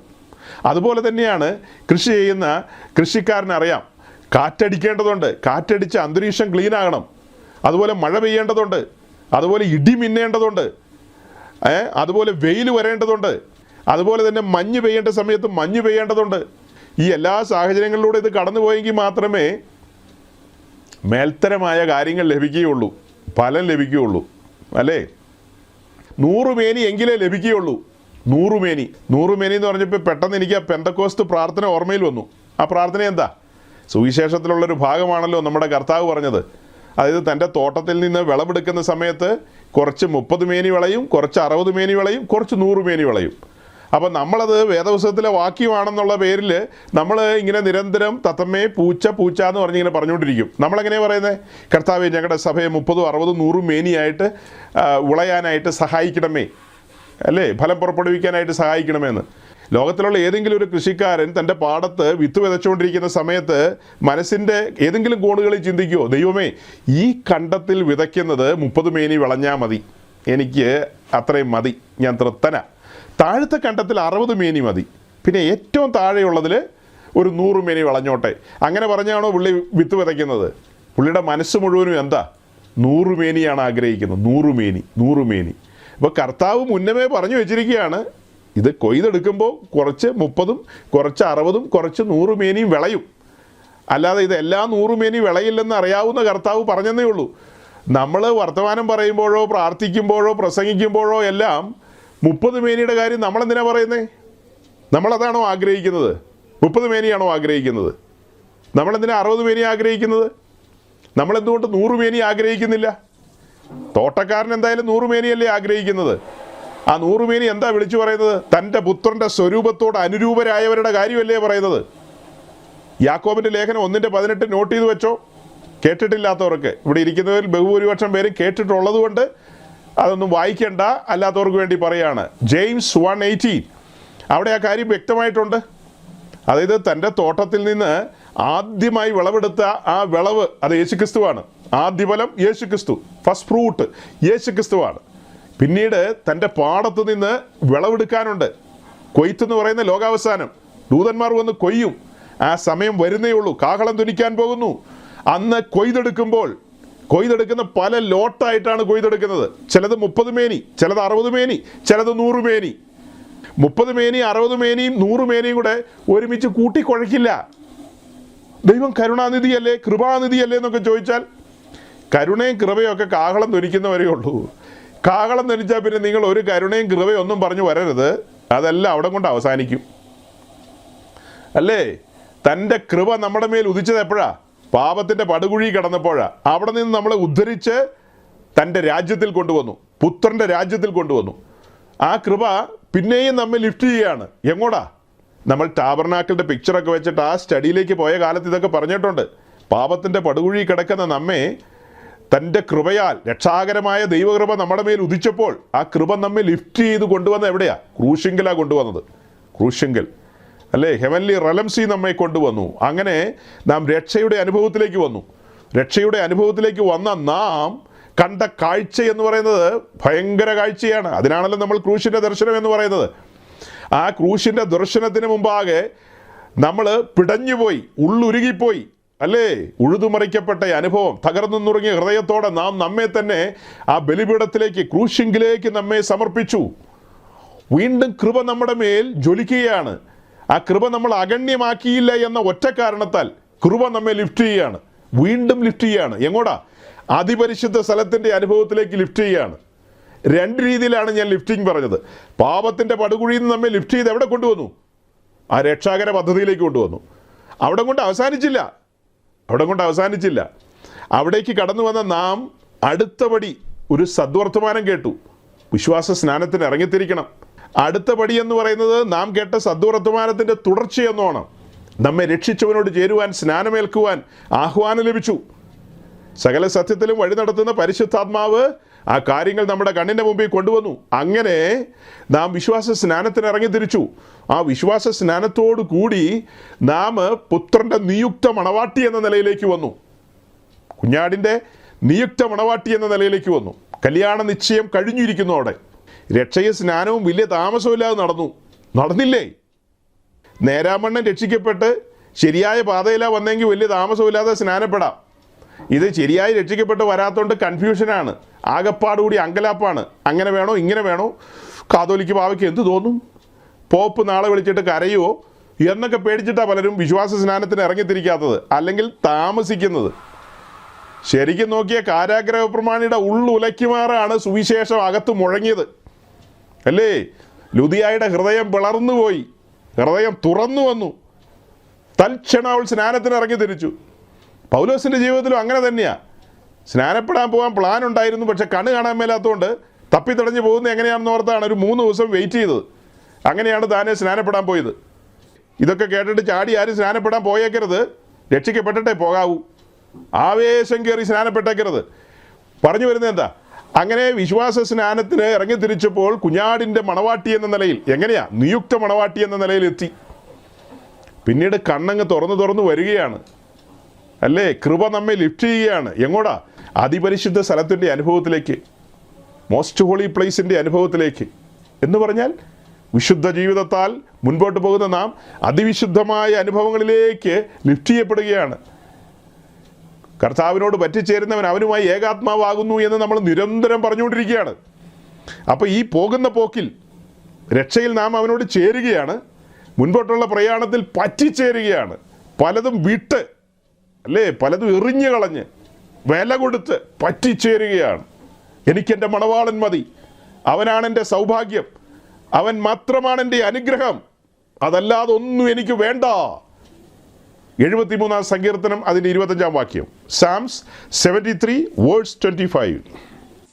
സ്വർഗത്തിൽ എനിക്ക് ആരുള്ളൂ, ഭൂമിയിലും നിന്നെ അല്ലാതെ ഞാനൊന്നും ആഗ്രഹിക്കുന്നില്ല. കൃപ നമ്മെ ലിഫ്റ്റ് ചെയ്ത് മുൻപോട്ട് കൊണ്ടുപോകുമ്പോൾ ഉള്ളിലുണ്ടാകുന്നൊരു ചിന്തയാണ് ഈ വായിച്ച് കേട്ടത്. ഉള്ളിലുണ്ടാകുന്ന ചിന്ത, നിയുക്ത മണവാട്ടിയുടെ ഉള്ളം കത്തുന്ന ഒരു ചിന്തയാണ്. എങ്ങനെയാണ് വായിച്ചത്? സ്വർഗത്തിൽ എനിക്ക് ആരുള്ളൂ, ഭൂമിയിലും നിന്നെയല്ലാതെ ഞാൻ ഒന്നും ആഗ്രഹിക്കുന്നില്ല. അപ്പോൾ തനിക്ക് ആഗ്രഹിക്കത്തക്ക എന്തോ ഒന്നുണ്ട്, അത് സ്വർഗത്തിലാണ് അല്ലേ? തനിക്ക് ആഗ്രഹിക്കത്തക്കതായി ഉള്ളത് എന്താ? സ്വർഗത്തിലാ. 1 Peter chapter 3:22.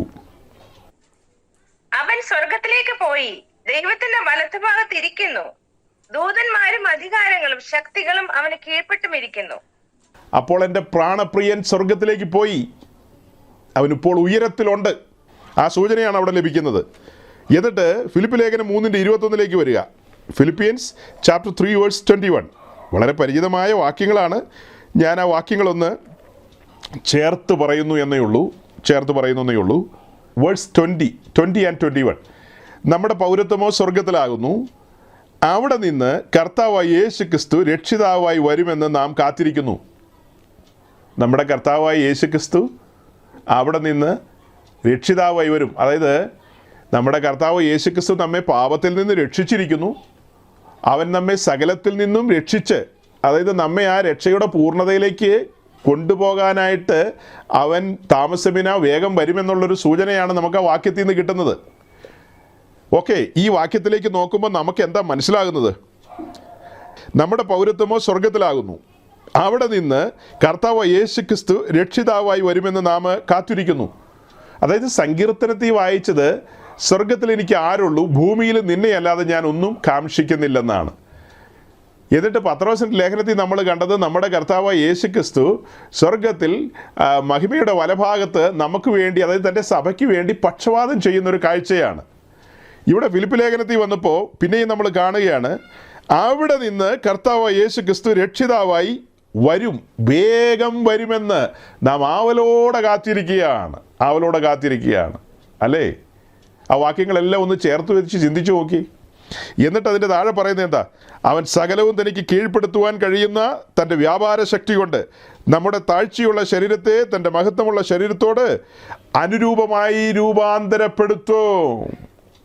ഈ വാക്യങ്ങളൊക്കെ എൻ്റെ മുൻപിലുള്ളപ്പോൾ ഞാനുമായി ബന്ധപ്പെട്ട എൻ്റെ കൂട്ടു സഹോദരങ്ങൾ പലരും രോഗത്തിലൂടെയും വലിയ പ്രതിസന്ധികളിലൂടെയൊക്കെ പലപ്പോഴും കടന്നു പോകാറുണ്ട്, ഇപ്പോൾ പോയിക്കൊണ്ടിരിക്കുന്നവരുമുണ്ട്. അപ്പോൾ അവരെയൊക്കെ ആശ്വസിപ്പിക്കുമാറുള്ള വാക്കുകൾ എന്താ പറയാത്തത്, അതിനൊക്കെ സമയം കണ്ടെത്താത്തത് എന്താണെന്ന് പലരും ചോദിച്ചു കഴിഞ്ഞാൽ എനിക്കുള്ള മറുപടി ഇത്രയേ ഉള്ളൂ. ഞാനിപ്പോൾ വാക്കുകൾ കൊണ്ട് ആശ്വസിപ്പിച്ചാൽ അതിന് താൽക്കാലികമായ ശമനങ്ങളെ ലഭിക്കൂ. എന്നാൽ അവരെ ശരിയായ ആശ്വാസത്തിലേക്ക് കൊണ്ടുവരുന്നവരുടെ പ്രത്യാശ ജ്വലിപ്പിക്കുന്ന കർത്താവിൻ്റെ സത്യവചനം അവരുടെ ഉള്ളത്തെ സ്പർശിച്ചു കഴിഞ്ഞാൽ, നമ്മുടെ ശരീരം എന്തെങ്കിലും രോഗകരമായ അനുഭവത്തിലൂടെ കടന്നു പോവുകയാണെങ്കിൽ അതിന് നടുവിൽ ഈ വാക്യം വായിക്കുമ്പോൾ ഉള്ളത്തിൽ കത്തുന്ന കത്തെന്താ? അവൻ സകലവും തനിക്ക് കീഴ്പ്പെടുത്തുവാൻ കഴിയുന്ന തൻ്റെ വ്യാപാര ശക്തി കൊണ്ട് എൻ്റെ താഴ്ചയുള്ള ശരീരത്തെ തൻ്റെ മഹത്വമുള്ള ശരീരത്തോട് അനുരൂപമാക്കും.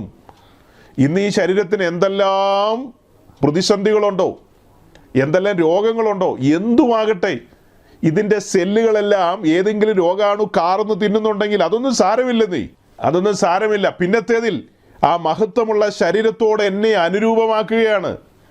ആ മഹത്വമുള്ള ശരീരത്തോടെ എന്നെ എന്ത് ചെയ്യാണ്? അനുരൂപമാക്കുകയാണ്.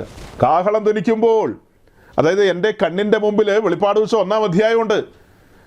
അവിടെ എൻ്റെ മണവാളൻ്റെ രൂപം കാണാം, തേജോമയ രൂപം അല്ലേ? ആ തലയും തലമുടിയും മുതൽ ആ പാദം വരെ നോക്കിയേ, ആ തേജസ്സിൻ്റെ സ്വരൂപത്തെ നോക്കിയേ. ആ തേജസ്സിൻ്റെ സ്വരൂപത്തിലേക്ക് നോക്കുമ്പോൾ എൻ്റെ പ്രത്യാശ ഒന്നുകൂടെ ജ്വലിക്കും. എന്താ? ഞാനിന്ന് രോഗക്കിടക്കയിലാണ്, ഞാനിന്ന് ഭാരത്തിലാണ്, ഞാനിന്ന് പ്രതിസന്ധിയിലാണ്. അതിൻ്റെ നടുവിൽ നിൽക്കുമ്പോൾ എൻ്റെ ഉള്ളിലെ ഒരേ ഒരു ആഗ്രഹം, സ്വർഗത്തിൽ എനിക്ക് ആരുള്ളൂ, ഭൂമിയിലും നിന്നെയല്ലാതെ. ഈ പ്രതിസന്ധിയുടെ നടുവിലും ഞാൻ ആഗ്രഹിക്കുന്ന അതാണ്. ഒരു താൽക്കാലിക വിടുതലല്ല ആഗ്രഹിക്കുന്നത്. നമ്മുടെ പ്രിയപ്പെട്ടവർ പ്രതിസന്ധിയിലൂടെ പോകുമ്പോൾ ദൈവത്തിൻ്റെ ഹിതമാണെങ്കിൽ ദൈവം വിടുവിക്കും. നമ്മുടെ കർത്താവ് പ്രവർത്തിക്കും. അത്ഭുതങ്ങളുടെ ദൈവമാണ് നമ്മുടെ ദൈവം അല്ലേ? നമ്മുടെ ദൈവം അത്ഭുതങ്ങളുടെ ദൈവമാണ്. തനിക്ക് കഴിയാത്തൊരു കാര്യവുമില്ല. പക്ഷേ നമ്മെ ചില അനുഭവങ്ങളിലൂടെ കടത്തിവിടുമ്പോൾ ദൈവത്തിൻ്റെ പദ്ധതി എന്തോ അത് തന്നെ നിറവേറട്ടെ. എബ്രായ ലേഖനം 11-ാം അധ്യായത്തിലേക്ക് വരുമ്പോൾ അവിടെ നമ്മൾ ചില പ്രിയപ്പെട്ടവരെ കുറിച്ച് കാണുന്നുണ്ട്. അവർ ഉദ്ധാരണം കൈക്കൊള്ളാതെ ഭേദ്യമേറ്റു എന്ന്. അതായത് അവർ വിടുതൽ അനുഭവിക്കാതെ ഭേദ്യമേറ്റു, അടികൾ കൊണ്ടു. അവർക്കൊരു വിടുതൽ ലഭിച്ചില്ല. അവർ വിടുതൽ ആഗ്രഹിച്ചില്ല. ഒരു നിലയിലുമുള്ള വിടുതൽ ആഗ്രഹിച്ചില്ല. ആഗ്രഹിക്കുന്ന തെറ്റാണോ എന്ന് ചോദിച്ചാൽ ഒരിക്കലുമല്ല. തെറ്റാണെന്ന് ആരെങ്കിലും പറഞ്ഞോ? വിടുതലുകൾ ആളുകൾ ആഗ്രഹിക്കട്ടെ. പക്ഷേ ഒരു മൈനോറിറ്റി വിടുതൽ ആഗ്രഹിക്കാതെ നല്ലൊരു പുനരുദ്ധാനത്തിന് വേണ്ടി സ്വപ്നം കാണട്ടെ. ദൈവസഭയിൽ 100 മേനി വേണ്ടേ? 30 മേനി മാത്രം മതിയോ? 100 മേനി വേണം. അപ്പം 30 മേനിക്ക് വേണ്ടി ശുശ്രൂഷിക്കുന്ന ശുശ്രൂഷകർ ധാരാളമാണ്. മെജോറിറ്റിയും അങ്ങനെയാണ് ശുശ്രൂഷിക്കുന്നത്. എന്നാൽ 100 മേനിക്ക് വേണ്ടി അവിടെ ഇവിടങ്ങളിലൊക്കെ ആരെങ്കിലുമൊക്കെ കഠിനമായ കാര്യങ്ങൾ പറയട്ടെ. ഈ കഠിനമായ കാര്യങ്ങളാണ് നമ്മെ ഒരുക്കുന്നത് അല്ലേ? കഠിനമായ കാര്യങ്ങളാണ് കഠിനമായ പരിതസ്ഥിതിയിൽ നമ്മെ ഒരുക്കിക്കൊണ്ടുവരുന്നത്. നാം കണ്ട വാക്യങ്ങളിൽ എന്താ മനസ്സിലാക്കിയത്? സ്വർഗത്തിൽ നമ്മുടെ കർത്താവ് നമുക്ക് വേണ്ടി ആവലോടെ കാത്തിരിക്കുകയാണ്. താനെ കയറ് പൊട്ടിച്ചുകൊണ്ടിരിക്കുകയാണ് തൻ്റെ മണവാട്ടിയെ തന്നോട് ചേർക്കാൻ പാകത്തിന്. അതുകൊണ്ടല്ലേ താൻ പറഞ്ഞത്, ഇതാ ഞാൻ വേഗം വരുന്നു എന്ന്. അത് മണവാട്ടി പറയുന്ന സ്വരമല്ല, മണവാളൻ പറയുന്ന സ്വരമാണ്. മണവാട്ടി പറയുന്നത് എപ്പോഴാണെന്ന് വെച്ചാൽ വന്നേരെ 1-ാം തീയതി കഴിഞ്ഞിട്ട് എന്തായാലും വന്നാൽ മതി, ശമ്പളം ഒന്നും മേടിച്ചോട്ടെ. 1-ാം തീയതി കഴിഞ്ഞിട്ട് വന്നാൽ മതി. ആ പാസ്റ്റർക്ക് ഇച്ചിരി ദശാംശം കൊടുക്കാനുണ്ട്, അല്ലെ പുള്ളി ശപിക്കും. അപ്പോൾ അത് കൊടുത്തു കഴിഞ്ഞിട്ട് വന്നോ? കൊടുത്തില്ലെങ്കിൽ കുഴപ്പമല്ലേ? പുള്ളി എന്തെങ്കിലും പറഞ്ഞാലോ, നിൻ്റെ തലമുറകളെല്ലാം എന്നൊക്കെ പറയും ചിലപ്പോൾ. അല്ലെങ്കിൽ ഇതെല്ലാം കൊണ്ടുപോയി ആശുപത്രി കൊടുക്കൂ എന്നൊക്കെ പറയും. അതൊക്കെ എന്തിനാണ് കേൾക്കുന്നത്? അതങ്ങ് കൊടുത്തു കഴിഞ്ഞിട്ട് പിറ്റേ ദിവസം വന്നോ, അതാ മണവാട്ടിപ്പി ആഗ്രഹിക്കുന്നത്. പക്ഷെ മണവാളം പറയുന്നത് എന്താ? ഇതാ ഞാൻ വേഗം വരുന്നു എന്നാണ്. തൻ്റെ മണവാട്ടിക്ക് വേണ്ടി പക്ഷവാദം ചെയ്തുകൊണ്ടിരിക്കുന്നു. അവളുടെ ഒരുക്കത്തിന് വേണ്ടി തൻ്റെ ദാസന്മാരെ കരങ്ങളിലെടുത്ത് ഉപയോഗിച്ചുകൊണ്ടിരിക്കുന്നു. വിവിധങ്ങളായ നിലകളിൽ കാര്യങ്ങളെയൊക്കെ കൈകാര്യം ചെയ്യുമ്പോൾ മണവാട്ടിയുടെ ഉള്ളിൽ ആ കത്തലില്ലെങ്കിൽ മെഗാ ചർച്ചുമായി ബന്ധപ്പെട്ട സംസാരമായിട്ടോ ഇങ്ങോട്ട് പോയത്. മെഗാ ചർച്ചുമായി ബന്ധപ്പെട്ട് ഏറ്റവും സീരിയസ് ആയി പറയേണ്ട ഒരു കാര്യമുണ്ട്. ആ കാര്യത്തിലേക്ക് ഇതുവരെ എത്തിപ്പെടാൻ കഴിഞ്ഞിട്ടില്ല. അതിലേക്ക് എങ്ങനെ പോകുമെന്ന് എനിക്ക് വലിയ പിടിയില്ല, കാരണം അതിനൊത്തിരി സമയം വേണം. അതായത് നമ്മുടെ ഇന്നത്തെ ഈ സഭാ സംവിധാനം ആ സ്ട്രക്ചറുമായി ബന്ധപ്പെട്ടാണ് പറയാനുള്ളത്. എന്തുകൊണ്ട് ഉന്തും തള്ളും, എന്തുകൊണ്ട് തെള്ളിയിടുന്നു, എന്തുകൊണ്ട് കൊങ്ങായിക്ക് പിടിക്കുന്നു, എന്തുകൊണ്ട് വിശുദ്ധ ചുംബനം കൊടുക്കുന്നു, അങ്ങനെയൊക്കെയുണ്ട്. അപ്പോൾ ഇതൊക്കെ എന്തുകൊണ്ട് സംഭവിക്കുന്നു? ഇങ്ങനെയാണോ ശരിക്കും ഇത് കൈകാര്യം ചെയ്യേണ്ടത്? ഇങ്ങനെയാണോ പോകേണ്ടത്? ഇത്യാദി കാര്യങ്ങളൊക്കെ പറയാനുണ്ട്. നമുക്ക് വിശദമായിട്ടത് പറയേണ്ടതുണ്ട്. ദൈവം അനുവദിച്ചാൽ എല്ലാ കാര്യങ്ങളും എൻ്റെ കയ്യിൽ സജ്ജമാണ്. ദൈവം അനുവദിച്ചാൽ നമുക്ക് അടുത്ത ദിവസം അതിലേക്ക് കൂടുതലായിട്ട് കടക്കാമെന്നാണ് എനിക്ക് തോന്നുന്നത്. കാരണം ഓടിച്ച് പറഞ്ഞു കഴിഞ്ഞാൽ അപകടമാണ്. കഴിഞ്ഞ ആഴ്ചത്തെ മെസ്സേജിൽ അങ്ങനെ ഒരു പാളിച്ച പറ്റി. കഴിഞ്ഞ ആഴ്ചത്തെ മെസ്സേജ് വന്നപ്പോൾ ആമോസുമായി ബന്ധപ്പെട്ട് തെക്കേ ദേശത്ത് നിന്ന് വടക്കേ ദേശത്തേക്ക് കടന്നു വന്ന് ജെറൊബയാം രണ്ടാമനോട് ദൂത് പറയുന്ന കാര്യം പറയാതെ നിർത്താനായിട്ട് എൻ്റെ ഉള്ളം സമ്മതിച്ചില്ല. ഈ കാര്യങ്ങളെല്ലാം പറഞ്ഞു വന്നപ്പോൾ നമ്മുടെ മെസ്സേജ് ഒരു ലെങ്തി മെസ്സേജായിപ്പോയി. എന്ത് ചെയ്യും ദൈവമേ? കാരണം അത് ഏതാണ്ട് ഒരു 1.25 മണിക്കൂറിനടുത്തേക്ക് പോയി. അതൊക്കെ യൂട്യൂബിൽ അപ്ലോഡ് ചെയ്ത് കഴിഞ്ഞാൽ ആളുകൾ എൻ്റെ വീട് അന്വേഷിച്ച് വന്ന് ഇവിടെ വന്ന് എനിക്കിട്ട് തല്ലുവെച്ച് തരും. അത്ര നീട്ടത്തിൽ പ്രസംഗിക്കണമെന്ന് ചോദിച്ച് ധാരാളം ആളുകൾ കമൻറ്റ് ചെയ്തുകൊണ്ടിരിക്കുകയാണ്. താങ്കൾക്കൊരു 10-15 മിനിറ്റിൽ ഒന്ന് പ്രസംഗിച്ച് നിർത്താവോ എന്ന് ചോദിച്ച്. കൂടിയ ഒരു അരമണിക്കൂർ പ്രസംഗിച്ചാൽ പോരെ, ഇത്രയും നീട്ടി പരത്തി പറയേണ്ട ആവശ്യമുണ്ടോ എന്നാണ് ചോദിക്കുന്നത്. അപ്പോൾ അത്രയും വലിയ മെസ്സേജ് കണ്ടു കഴിഞ്ഞാൽ ഞാൻ ഭയന്നുപോയി. ആ പേടി കാരണം ഞാൻ ആ മെസ്സേജ് മുറിച്ച് രണ്ടാക്കി.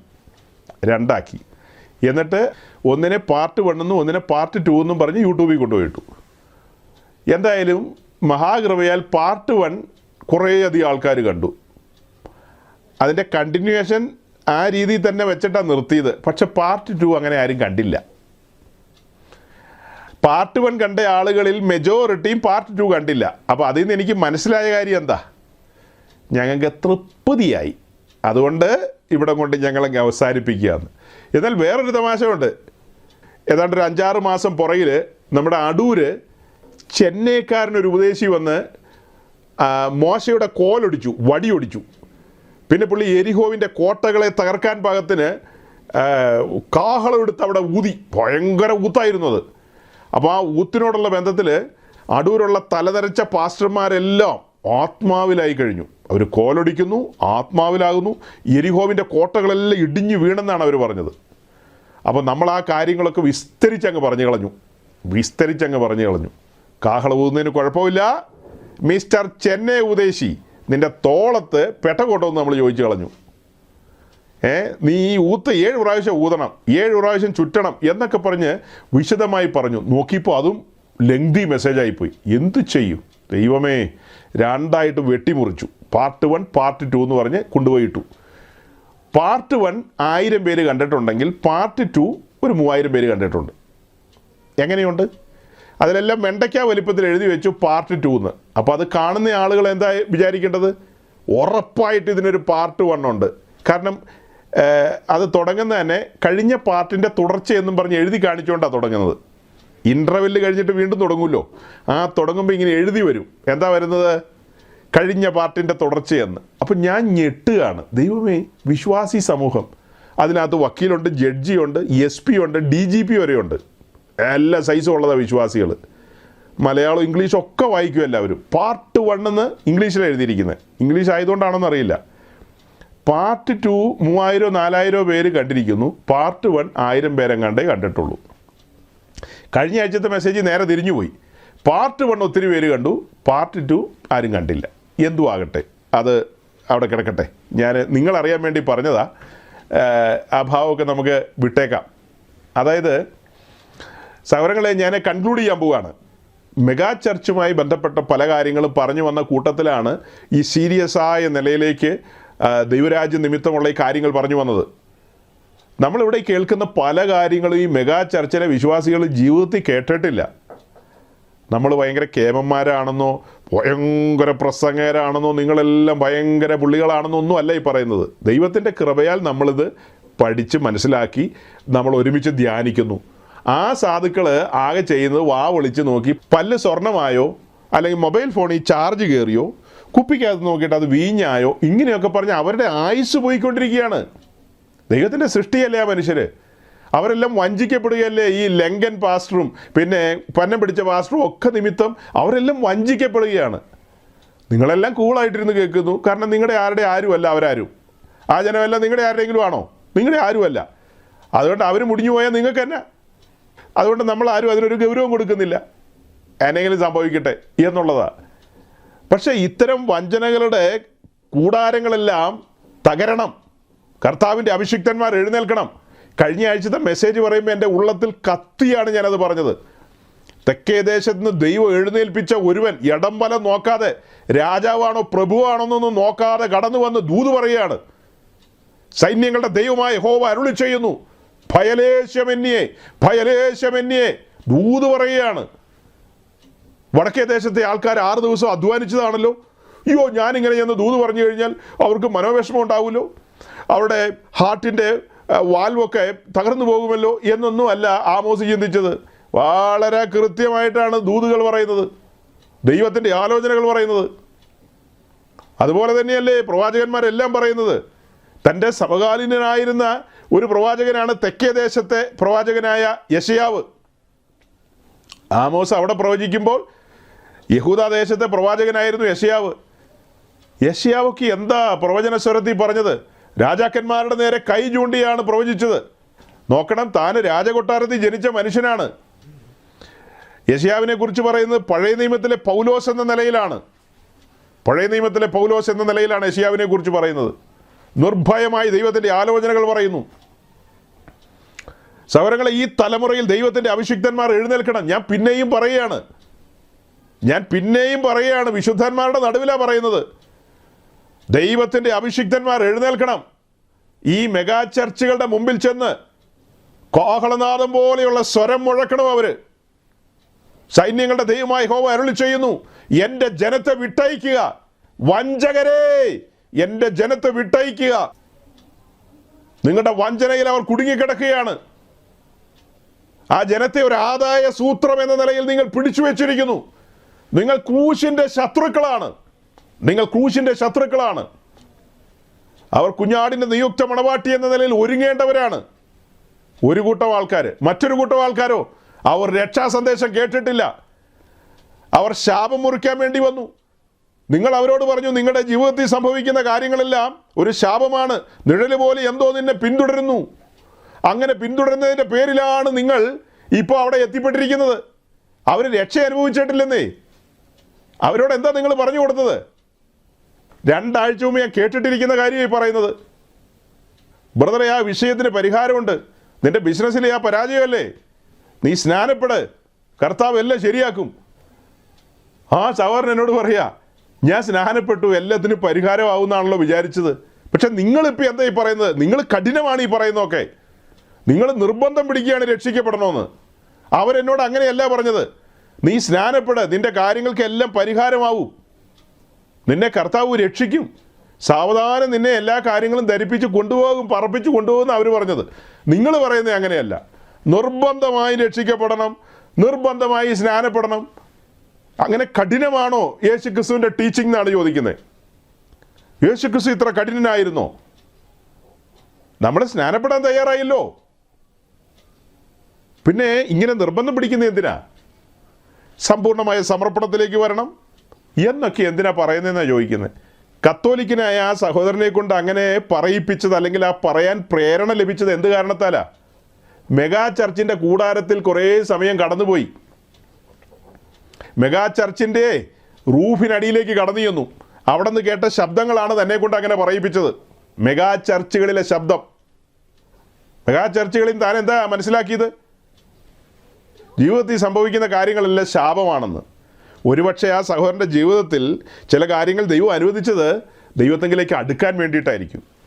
ഇവിടെ ഇരിക്കുന്ന പലരുടെയും ജീവിതത്തിൽ ദൈവം ചില കാര്യങ്ങളൊക്കെ അനുവദിച്ചിട്ടുണ്ടാവും ഒരു പക്ഷേ. അങ്ങനെ നമ്മുടെ ജീവിതത്തിൽ സംഭവിച്ചിരിക്കുന്ന കഷ്ടനഷ്ടങ്ങൾ വഴിയായിരിക്കാം നമ്മൾ കർത്താവിലേക്ക് അടുത്തത്. കഷ്ടനഷ്ടങ്ങളൊക്കെ സംഭവിച്ചപ്പോൾ ഒരു പക്ഷേ നമ്മളൊന്ന് റീതിങ്ക് ചെയ്ത് കാണും, നമ്മുടെ ജീവിതത്തെ ഒന്ന് ആരാഞ്ഞു നോക്കി കാണും, ദൈവത്തെങ്കിലേക്ക് നമ്മുടെ മുഖം ഉയർത്തി കാണും. അങ്ങനെയൊക്കെ ആയിരിക്കാം നമ്മൾ ഒരു പക്ഷേ അടുത്തു വന്നത്, അല്ലേ? അപ്പോൾ സത്യവചനം പറയുന്ന ദൈവദാസന്മാരോട് ചേർന്ന് നിന്ന് നമ്മൾ ആ സത്യം കേട്ടതുകൊണ്ടാണ് നമ്മളിന്നിങ്ങനെ ഇരിക്കുന്നത്. വ്യാജന്മാരുടെയും വഞ്ചകരുടെ അടുത്ത ചെന്നെത്തിയതെങ്കിലോ അവർ പറയും അതൊരു ശാപമാണ്, ഞാൻ മുറിച്ചു തരാം. ഓക്കെ, ശാപം മുറിച്ചു എന്ന് കൂട്ടിക്കോ. ശാപം മുറിച്ച് ഓക്കെ ആയിക്കഴിഞ്ഞാൽ പിന്നെ ആ വഴിക്കങ്ങ് പോവും. പിന്നെ വചനം കേൾക്കുകയോ സുവിശേഷം കേൾക്കുകയോ വല്ലതും ചെയ്യുന്നുണ്ടോ? ഒന്നുമില്ല. പിന്നെ കൂട്ടുകെട്ടുകൾ ആരുമായിട്ടായിരിക്കും? ഈ വിശുദ്ധ ചിരിക്കാരുടെയും വിശുദ്ധ കൊരക്കാരുടെയും അങ്ങനെ എന്ന് വേണ്ട ഇത്യാദി ആളുകളുടെ സ്വർണ്ണപ്പല്ലുകാരൻ്റെ കൂട്ടത്തിലൊക്കെ ആയിരിക്കും കൂട്ടുകെട്ട്. പിന്നെ നിർമ്മലമായ വചനം എവിടെ നിന്ന് കേൾക്കും? ക്രൂശിൻ്റെ വചനങ്ങൾ, ക്രൂശിൻ്റെ മൊഴികൾ എവിടെ നിന്ന് കേൾക്കും? ദൈവത്തിൻ്റെ പദ്ധതികളുടെ രൂപരേഖകൾ എങ്ങനെ തുറന്നു വരും? പകരം ഈ ആയുസിൽ മാത്രം പ്രത്യാശയുള്ള കാര്യങ്ങളിൽ നാം തൃപ്തരാകേണ്ടി വരും. അതിൽ രസിച്ച് മുൻപോട്ട് പോകും. യഹോവയിൽ തന്നെ രസിക്കുന്ന ഒരു നിലയല്ല വരുന്നത്, തൻ്റെ വചനത്തെങ്കിൽ രസിക്കുന്ന ഒരു നിലയല്ല. ആ ഒരു നിലയാണ് 73-ാം സങ്കീർത്തനത്തിലൂടെ കണ്ടത്. സ്വർഗത്തിൽ എനിക്ക് ആരുള്ളൂ, ഭൂമിയിലും നിന്നെയല്ലാതെ ഞാൻ മറ്റൊന്നും കാംക്ഷിക്കുന്നില്ലെന്ന്. ചേർത്ത് വായിച്ച വാക്യങ്ങളെല്ലാം എങ്ങനെയാ? ആ വാക്യങ്ങളോട് ചേർത്ത് ഞാൻ മറ്റൊരു വാക്യം പറഞ്ഞു കേൾപ്പിക്കാം. കൊലോസ്യ ലേഖനത്തിലെ വാക്യം, അതേ കാര്യം ഫിലിപ്പി ലേഖനത്തിലും ഉണ്ട്. നിങ്ങൾ ഭൂമിയിലുള്ളത് അന്വേഷിക്കരുത്, നിങ്ങൾ ഉയരത്തിലുള്ളത് മാത്രം അന്വേഷിക്കണം. ഒരു പുതിയ നിയമ ഭക്തനോട് പറയാണ്. ഈ പുതിയ നിയമ ഭക്തൻ എന്ന് പറയുന്നവൻ ആരാ? അവൻ പുതിയ നിയമത്തിൻ്റെ പുരോഹിതനാണ്. പുതിയ നിയമത്തിൻ്റെ പുരോഹിതൻ. പഴയ നിയമത്തിൻ്റെ പുരോഹിതനെ കുറിച്ചൊക്കെ നമ്മൾ ധാരാളം പഠിച്ചിട്ടുള്ളവരല്ലേ? പഴയ നിയമത്തിൻ്റെ പുരോഹിതൻ മിസ്രൈം വിട്ട് ചെങ്കടൽ കടന്ന് പഴയ നിയമത്തിൻ്റെ പുരോഹിതനെ കുറിച്ച് 1-2 വാക്ക് പറയാം. അതായത് ഇസ്രായേൽ മിസ്രൈം വിട്ട് ചെങ്കടൽ കടന്ന് മരുഭൂമി വഴിയായി മുൻപോട്ട് പ്രയാണം ചെയ്യുമ്പോൾ അവർ ഹോരേബിൻ്റെ അടിവാരത്തെത്തി. അവിടെ വെച്ചാണ് അവർക്ക് പ്രമാണം ലഭിച്ചത്. അതിൻ പ്രകാരം അവർ സമാഗമന കൂടാരം ഉണ്ടാക്കി. അവിടെ നിന്ന് അഹ്റോനെ മഹാപുരോഹിത ശുശ്രൂഷയ്ക്ക് തിരഞ്ഞെടുത്തു. അവൻ്റെ പുത്രന്മാർ പുരോഹിത ശുശ്രൂഷയ്ക്കും സജ്ജരായി. അങ്ങനെ മുൻപോട്ട് അവർ പ്രയാണം ചെയ്തു പോകുമ്പോൾ ഓരോരോ സ്ഥലങ്ങളിൽ അവർ കൂടാരം മാറ്റി അടിച്ചാണ് മുൻപോട്ട് പോയത്. ഓരോരോ സ്ഥലങ്ങളിൽ കൂടാരം മാറ്റി അടിച്ചു. മേഘം നീങ്ങുന്നതിനനുസരിച്ചാണ് കൂടാരം മാറ്റി അടിച്ചത്. അല്ലാതെ മാർച്ച് മാസം ഏപ്രിൽ മാസം കൂടാരം മാറ്റിക്കൊണ്ട് കിടക്കുന്ന പാർട്ടികളുണ്ട്.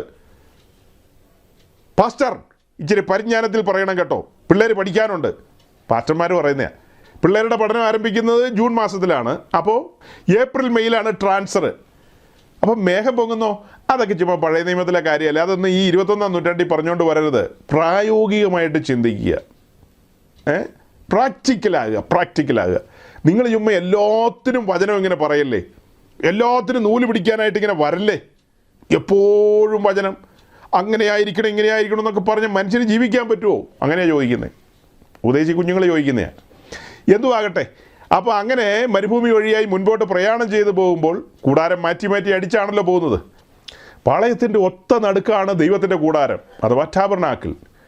ആ കൂടാരത്തിൻ്റെ അകത്തേക്ക് പുരോഹിതൻ ദിവസേന രാവിലെയും വൈകിട്ടും കടന്നു വരും, പ്രഭാതയാഗത്തിനും സന്ധ്യായാഗത്തിനും. അങ്ങനെ കടന്നു വരുന്ന സമയത്ത് അതിൻ്റെ വിശുദ്ധ സ്ഥലത്ത് അവൻ നിൽക്കുന്നത് മണലാരണ്യത്തിലാണ്. പുരോഹിതൻ നിൽക്കുന്നത് മണ്ണിലാണ് നിൽക്കുന്നത്. മേലോട്ട് നോക്കിക്കഴിഞ്ഞാൽ, ഉയരത്തിലേക്ക് നോക്കിക്കഴിഞ്ഞാൽ, ഉയരത്തിൽ എന്താ കാണുന്നത്? മഹത്വമാണ് ദർശിക്കുന്നത്. ഈ കൂടാരത്തിന് 4 മൂടുശീലകളാൽ മൂടിയിട്ടിരിക്കുക നമുക്കറിയാം. അതിൻ്റെ ഏറ്റവും അകത്ത് 4 കളറിലുള്ള നൂലുകളാൽ തുന്നിയിരിക്കുന്ന മനോഹരമായ ഒരു മൂടുശീലയാണ് ഏറ്റവും അകത്തുള്ള ഇന്നർ കർട്ടൻ എന്ന് പറയുന്നത്.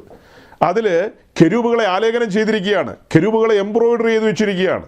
കെരൂബുകൾ എന്താ കാണിക്കുന്നത്? ദൈവമഹത്വത്തെയാണ് കാണിക്കുന്നത്. ദൈവമഹത്വത്തെ, ദൈവ സാന്നിധ്യത്തെ, സൈനികളുടെ ദൈവമായ യഹോവയുടെ സിംഹാസനത്തെയാണ് കെരൂബുകൾ റെപ്രസെൻ്റ് ചെയ്യുന്നത്. അങ്ങനെ അനവധി കാര്യങ്ങൾ അതിനെക്കുറിച്ച് പറയാനുണ്ട്. അപ്പോൾ അവിടെ കടന്നു വരുന്നൊരു പുരോഹിതൻ ഉയരത്തിലേക്ക് നോക്കുമ്പോൾ ദൈവമഹത്വം കാണും. താപ്പോട്ട് നോക്കി എന്ത് കാണും? മണൽ കാണും. അവിടെ എന്താ കാണുന്നത്? മണൽ കാണും. മരുഭൂമിയിലെ മണൽ കാണും, അല്ലാതെ വേറൊന്നും കാണാനില്ല. പിന്നെ കുറച്ചും കൂടെ താഴേക്ക് നോക്കിയാലോ, കുഴിച്ച് താഴേക്ക് പോയാൽ ക്രൂഡ് ഓയിൽ കിട്ടും. ക്രൂഡ് ഓയിൽ, അങ്ങനെ ഒരു വകുപ്പുണ്ട് കേട്ടോ. താഴേക്ക് പോയി കഴിഞ്ഞാൽ അവിടെ സ്വപ്നങ്ങൾ നെയ്തെടുക്കാം നമുക്ക്. അതേസമയം പഴയ നിയമത്തിലെ പുരോഹിതൻ ഈ വിശുദ്ധ സ്ഥലത്ത് ധൂപാർപ്പണത്തിന് കടന്നു വന്ന് ഉയരത്തിലേക്ക് നോക്കുമ്പോൾ കാണുന്ന കാഴ്ച എന്താ? ആ വിശുദ്ധ സ്ഥലത്തിരിക്കുന്ന വിളക്ക്, തങ്കനിലവിളക്ക്, അതിൽ നിന്ന് പ്രവഹിക്കുന്ന ആ പ്രഭ, ആ വെളിച്ചം, അതിൻ്റെ ചുറ്റോട് ചുറ്റും 48 പലകയിരിക്കുന്നു. തനി തങ്കത്താൽ പാനൽ ചെയ്തിരിക്കുന്ന 48 പലക. ആ തനി തങ്കത്തിലേക്ക് ഈ വിളക്കിൽ വെളിച്ചം തട്ടുമ്പോൾ അതിൻ്റെ ഒരു പ്രഭയൊന്ന് വേറെയാണ്. ആ വിളക്കിൻ്റെ പ്രഭ എന്ന് പറയുന്നത്, ആ വെളിച്ചം തട്ടുന്നത് ഏറ്റവും അകത്തുള്ള കർട്ടൻ, ഇന്നർ കർട്ടനിലേക്കാണ്. കെരൂബുകളെ ആലേഖനം ചെയ്തിരിക്കുന്ന കർട്ടനിലേക്കാണ്. അത് 4 കളറിലുള്ള നൂലുകളാൽ തുന്നിയിരിക്കുന്നതാണ്. അതിമനോഹരമായൊരു കാഴ്ചയാണത്. അതിമഹത്തായ ഒരു കാഴ്ചയാണ്. ദൈവ മഹത്വമാണ് പുരോഹിതൻ ദർശിക്കുന്നത്. ഇത് വെച്ചിട്ടാണ് പൗലോസ് കൊലേസ് ലേഖനത്തിൽ പറയുന്നത്, നിങ്ങൾ ഭൂമിയിലുള്ളതല്ല ഉയരത്തിലുള്ളത് അന്വേഷിപ്പിനെന്ന്. ആരോടാ പറയുന്നത്? കൊലേസിയിലെ വിശുദ്ധന്മാരോട്. അവരാരാ? അവർ പുതിയ നിയമത്തിൻ്റെ പുരോഹിതന്മാരാണ്. ആൺ പെൺ വ്യത്യാസമന്യേ രക്ഷിക്കപ്പെട്ട് സ്നാനപ്പെട്ട് അഭിഷേകത്തിൽ നിൽക്കുന്ന അവരെല്ലാവരും പുതിയ നിയമത്തിൻ്റെ പുരോഹിതന്മാരാണ്. അവരോട് മുന്നറിയിപ്പ് പോലെയാണ് പറയുന്നത്, ഒരു കാരണവശാലും ഭൂമിയിലുള്ളത് അന്വേഷിക്കരുത്, ഉയരത്തിലുള്ളത് മാത്രം അന്വേഷിക്കുക. സങ്കീർത്തനക്കാരൻ എന്താ പറയുന്നത്? സ്വർഗത്തിൽ എനിക്ക് ആരുള്ളൂ, ഭൂമിയിൽ നിന്നെയല്ലാതെ ഞാൻ ഒന്നും അന്വേഷിക്കുന്നില്ല. അതായത് ദൈവസന്നിധിയിൽ നിൽക്കുന്ന ഒരു പുരോഹിതൻ്റെ ഉള്ളിലെ ആഗ്രഹം എന്ന് പറയുന്നത് തൻ്റെ മണവാളനോട് താൻ എന്ന് ചേരുമെന്നുള്ള ആ ഒരു ചിന്തയാണ്. അതുകൊണ്ടാണ് ഭക്തന്മാരൊക്കെ ഒരു കാലത്ത് പാട്ടെഴുതിയത്, ചേരുമേ വേഗം ഞാനും ആ കൂട്ടത്തിൽ, ചേരുമേ വേഗം ഞാനും ആ കൂട്ടത്തിൽ എന്നൊക്കെ അവർ പാട്ടെഴുതിയത് അല്ലേ. പ്രിയൻ്റെ നാടടുത്തു എന്നൊക്കെ പറഞ്ഞ് എന്തുമാത്രം പാട്ടുകളാണ്. ഉള്ളത്തെ തുടിപ്പിക്കുന്ന, കോരിത്തെരിപ്പിക്കുന്ന ഗീതങ്ങൾ പൂർവന്മാരായ പിതാക്കന്മാർ പാടി സന്തോഷിച്ച്. അവർ ഈ ഭൂമിയിൽ ഒന്നും കണ്ടില്ല, അവർക്കൊന്നും ലഭിച്ചില്ല കേട്ടോ. നിങ്ങളീ പറയുന്ന ഡോളറും ദിനാറൊന്നും ആരും അവരുടെ തലയിൽ കൊണ്ടുപോയൊന്നും ഇട്ടില്ല. അവർ ഉടുതുണിക്ക് മറുതുണിയില്ലാത്ത നിലയിലൊക്കെ പോയ സമയത്തും 6 ദിവസത്തെ കഷ്ടപ്പാടുണ്ട്. 7-ാം ദിവസമൊന്നും ആശ്വാസമൊന്നുമല്ല. ആശ്വാസം ഇല്ലാത്ത അനുഭവങ്ങൾ ജീവിതത്തിലുണ്ടായിരുന്നു. കൊടുങ്കാറ്റിനാൽ അടിക്കപ്പെട്ട ആശ്വാസമറ്റ അനുഭവത്തിലൂടെയൊക്കെ പോകുമ്പോഴും അവരുടെ പ്രത്യാശ തന്നെ ചില നീലക്കല്ലുകളും ചില പുഷ്യരാഗങ്ങളും ചില പത്മരാഗങ്ങളും ലഭിക്കുകയാണ് അല്ലേ. വരാൻ പോകുന്ന പുതിയ ഭൂമിയിൽ വെളിപ്പെടുന്ന തേജസ്സിൻ്റെ നഗരമായ പുതിയ യെരൂശലേമിൽ എനിക്കൊരു ഓഹരിയുണ്ട്, എനിക്കതിൽ പങ്കാളിത്തമുണ്ട്. ഈ കഷ്ടങ്ങൾ സാരമില്ല, ഈ കാലത്തിലെ കഷ്ടങ്ങൾ സാരമില്ല. ഭയങ്കരമായിരുന്നു. അവർ പകലന്തിയോളം അധ്വാനിക്കാൻ പോകും. പറമ്പിലോ കൂലിപ്പണിക്കോ പല കാര്യത്തിനും ഒക്കെ പൂർവന്മാർ പോയിട്ടുണ്ട്. അങ്ങനെ അധ്വാനിച്ചു വരുന്ന പൂർവന്മാരായ വിശുദ്ധന്മാർ സന്ധിക്ക് മണ്ണെണ്ണ വിളക്കിൻ്റെ വെളിച്ചത്തിൽ അവർ 1 പത്രോസിൻ്റെ ലേഖനം 5-ാം അധ്യായം തുറന്നു വയ്ക്കും. തുറന്നു വെച്ചിട്ട് ഇങ്ങനെ നോക്കുമ്പോൾ കാണുന്ന കാഴ്ച എന്താ? പകലത്തെ അധ്വാനത്തിൻ്റെ വേദനകളുണ്ട്, ശരീരത്തിൽ അതിൻ്റേതായ ബുദ്ധിമുട്ടുകളുണ്ട്. ഇതൊക്കെ ഉള്ളപ്പോൾ തന്നെ അവർ വായിക്കുകയാണ് 5:10. എങ്ങനെ വായിക്കുന്നേ? എന്നാൽ അല്പകാലത്തേക്ക് കഷ്ടം സഹിക്കുന്ന നിങ്ങളെ. അവർ വായിച്ചു വിടുകയല്ല, വചനത്തിന് മുമ്പാകെ അവർ നിൽക്കുകയാണ്, നിന്ന് ധ്യാനിക്കുകയാണ്. എങ്ങനെയാണ് ധ്യാനിക്കുന്നത്? എന്നാൽ ഒത്തിരി കാര്യങ്ങൾ പറയുകയാണ്. എന്താ മോളി പറയുന്നത്? ഒരുത്തൻ അലറുന്ന സിംഹം പോലെ അലറി നടപ്പുണ്ട്. അവൻ അലറി നടപ്പുണ്ട്, അവൻ നടന്നോട്ടെ, ആരെ വീഴ്ത്തേണ്ടു എന്നൊക്കെ ഉള്ള ചിന്തയിൽ അവൻ അവരുടെ ജീവിതത്തിൽ നിരാശകളിടാനൊക്കെ ശ്രമിച്ചിട്ടുണ്ട്. പക്ഷെ അവരതിലൊന്നും വീണുപോയില്ല. വിശ്വാസത്തിൻ്റെ നായകനെ നോക്കുകയാണ്. കഷ്ടം സഹിച്ചവനെ അവർ നോക്കി കാണുകയാണ്. അവർ സന്തോഷത്തോടെ പാട്ടുകൾ പാടി വചനം ധ്യാനിച്ചു. അതായത് എന്നാൽ അല്പകാലത്തേക്ക് ആ കാലത്തെക്കുറിച്ച് പത്രോസ് അങ്ങനെ പറയുമ്പോൾ പൗലോസ് എങ്ങനെയാണ് പറയുന്നത്? നൊടി നേരത്തേക്കെന്ന്. പ്രിയങ്കരനായ അപ്പോസ്തലൻ പത്രോസ് പറയാണ് അല്പകാലത്തേക്കേ ഉള്ളൂ എന്ന്. ധനനായ പൗലോസിലേക്ക് എന്താ പറയുന്നത്? നൊടി നേരത്തേക്കെന്നാണ് പറയുന്നത്. നോക്കി നിൽക്കുമ്പോൾ, കണ്ണടച്ച് തുറക്കുമ്പോൾ 70 എറിയാൽ 80. അങ്ങനെ വചനം ധ്യാനിച്ച് ചുറ്റോടിയിട്ടും കണ്ണ് പായിക്കുമ്പോൾ ഒരുമിച്ച് ഇറങ്ങി തിരിച്ച പലരും 30 മേനി പോലും വിളയാൻ മനസ്സില്ലാതെ അവർ സ്വർണ്ണ പല്ലുകൾ ഉണ്ടാകുമോ എന്ന് അന്വേഷിച്ച് പോവുകയാണ്. അവർ മൊബൈൽ ഫോണിൻ്റെ ചാർജ് വർദ്ധിക്കുമെന്ന് നോക്കി പോവുകയാണ്. പൈശാചിക ശക്തികളാണ് ഈ മെഗാ ചർച്ചുകളിൽ അവരെ വലിച്ചുകൊണ്ട് പോകുന്നത്. അവരെ അവിടെ ബന്ധിച്ചിട്ടിരിക്കുന്നതെല്ലാം പൈശാചിക ശക്തികളാണ്. അവിടെയൊന്നും ഒരു പരിശുദ്ധാത്മാവും ഇല്ല കേട്ടോ. ചെവി തുറന്ന് കേട്ടോണം. അവിടെയൊന്നും ഒരു പരിശുദ്ധാത്മാവും ഇല്ല. പരിശുദ്ധാത്മാവ് മൊബൈൽ ഫോൺ ചാർജ് ചെയ്യുന്ന ആത്മാവല്ല. പരിശുദ്ധ ആത്മാവ് നിന്നെ ഈ നിലയിൽ പഠിപ്പിച്ചൊരുക്കുന്ന ആത്മാവാണ്. നിന്നെ സ്ഥിരതയോടെ നിർത്തുന്ന ആത്മാവാണ്. നിന്റെ ഉള്ളിൽ ഈ കത്ത് കത്തിക്കുന്ന ആത്മാവാണ്. എമ്മൗസിലേക്ക് പോയ ശിഷ്യന്മാരെ മൊബൈൽ ഫോൺ ചാർജ് ചെയ്ത് കൊടുക്കാന്നല്ല പറഞ്ഞത്, നിന്റെ പല്ല് സ്വർണ്ണപ്പല്ലാക്കാന്ന് പറഞ്ഞല്ല അവരെ തിരിച്ചുകൊണ്ട് പോയത്. യേശുക്രിസ്തുവിനെ കുറിച്ചുള്ള കാര്യങ്ങൾ, മോശ എഴുതി വെച്ചിരിക്കുന്ന കാര്യങ്ങൾ തെളിയിച്ചു കൊടുത്തപ്പോൾ അവരുടെ ഉള്ളം കത്തി ക്രിസ്തുവിനെ പ്രസംഗിക്കണം, ക്രിസ്തുവിനെ പ്രസംഗിക്കണം. ക്രിസ്തുവിനെ ഉയർത്തുമ്പോഴാണ് തൻ്റെ മണവാട്ടിയുടെ ഉള്ളം ക്ഷീണിച്ചിരിക്കുകയാണെങ്കിലും അവളുടെ ഉള്ളം കത്തി തുടങ്ങും. കനത്ത പ്രതിസന്ധിയിലാണെന്നേ, അതൊന്നും പറയാൻ പറ്റില്ല, ആരോടും പറയാൻ പറ്റാത്ത കാര്യങ്ങളാ. അത്ര വലിയ നൊമ്പരത്തിൻ്റെ മേഖലകളുണ്ട്. പാസ്റ്ററോട് പോയി പറയാൻ പറ്റും, പാസ്റ്ററോട് പോലും പറയാൻ പറ്റാത്ത കാര്യങ്ങളുണ്ട്. അത്ര വലിയ പ്രതിസന്ധിയിലൂടെ പോകുന്ന ഭക്തന്മാരുണ്ട്. ആരോടും പറയാനില്ലാതെ അവർ വിങ്ങുന്നുണ്ട്. കൊടുങ്കാറ്റുകൾ അടിക്കുകയാണ്. ഇത് നിലയ്ക്കുമോ എന്ന് പോലും ചിന്തിച്ചിട്ടുണ്ട് പലപ്പോഴും. പക്ഷെ അതിൻ്റെ നടുവിലെല്ലാം ഈ വചനം നമ്മെ ഉറപ്പിച്ചു നിർത്തുകയാണ്. അല്ലേ? 9-ാം വാക്യം എങ്ങനെ തുടങ്ങുന്നതെന്ന് അറിയാവോ? ലോകത്തിൽ നിങ്ങൾക്കുള്ള സഹോദരവർഗത്തിന് ആവക കഷ്ടപ്പാടുകൾ തന്നെ പൂർത്തിയായി വരുന്നു എന്നറിഞ്ഞ് വിശ്വാസത്തിൽ സ്ഥിരതയുള്ളവരായി അവനോട് എതിർത്തു നിൽപ്പീൻ. മുകളിൽ പറഞ്ഞ നിരാശയിടുന്ന പുള്ളിയുണ്ടല്ലോ, അലറുന്ന സിംഹം പോലെ അലറി നടക്കുന്നവൻ, ഉള്ളിൽ നിരാശയിടുന്നവൻ അല്ലേ? അവൻ ചില മിസൈലുകൾ പായിക്കും, മിസൈലുകൾ. അവൻ തൊടുത്തുവിടുന്ന ഏറ്റവും വലിയ മിസൈൽ എന്താണ്? നിരാശയുടെ മിസൈലുകളാണ് അവൻ അയക്കുന്നത്. അതെങ്ങാനും വന്ന് ഉള്ളത്തിൽ വീണ് കഴിഞ്ഞാൽ, ഈ ബങ്കർ ബസ്റ്റർ ബോംബ് വീണെന്ന് പറഞ്ഞില്ലേ ഇറാനില്, അതുപോലത്തെ സാധനമായിരിക്കും നിരാശ എന്ന് പറയുന്നത്. അതാണ് ബങ്കർ ബസ്റ്റർ ബോംബ് എന്ന് പറയുന്നത്, നിരാശ എന്ന് പറയുന്ന സാധനം. അത് വീണ് കഴിഞ്ഞാൽ കര കയറുക പാടാ സഹോദരങ്ങളെ. വേറെ പല കാര്യങ്ങൾക്കൊക്കെ കര കയറാൻ എളുപ്പമാണ്. ഈ പറഞ്ഞ മിസൈൽ വന്ന് വീണാൽ അതിനെ വിശ്വാസം എന്ന പരിച കൊണ്ട് തടുക്കണം. വിശ്വാസം എന്ന പരിച കൊണ്ട് അതിനെ തടുക്കണം. എങ്ങനെയാ വായിക്കുന്നത്? ലോകത്തിൽ നിങ്ങൾക്കുള്ള സഹോദരവർഗത്തിന് ആശയിലും പൊന്തോസിലും ഗലാത്തിയിലും കപ്പദോക്കിയിലുമുള്ള വിശുദ്ധന്മാരെ ഓർമ്മിപ്പിക്കുകയാണ്. അതായത് ചുറ്റോട് ചുറ്റുമുള്ള അനേക വിശുദ്ധന്മാരുണ്ടല്ലോ. റോമിലുള്ള വിശുദ്ധന്മാർ, തെസ്സലോനിക്കയിലുള്ള വിശുദ്ധന്മാർ, ഫിലിപ്പിയിലുള്ള വിശുദ്ധന്മാർ, യെരുശലേമിലും അന്ത്യോക്യയിലുമുള്ള വിശുദ്ധന്മാർ. ആ വിശുദ്ധന്മാരെല്ലാം ഈ വക കഷ്ടപ്പാടിലൂടെ കടന്നു പോകുന്നു.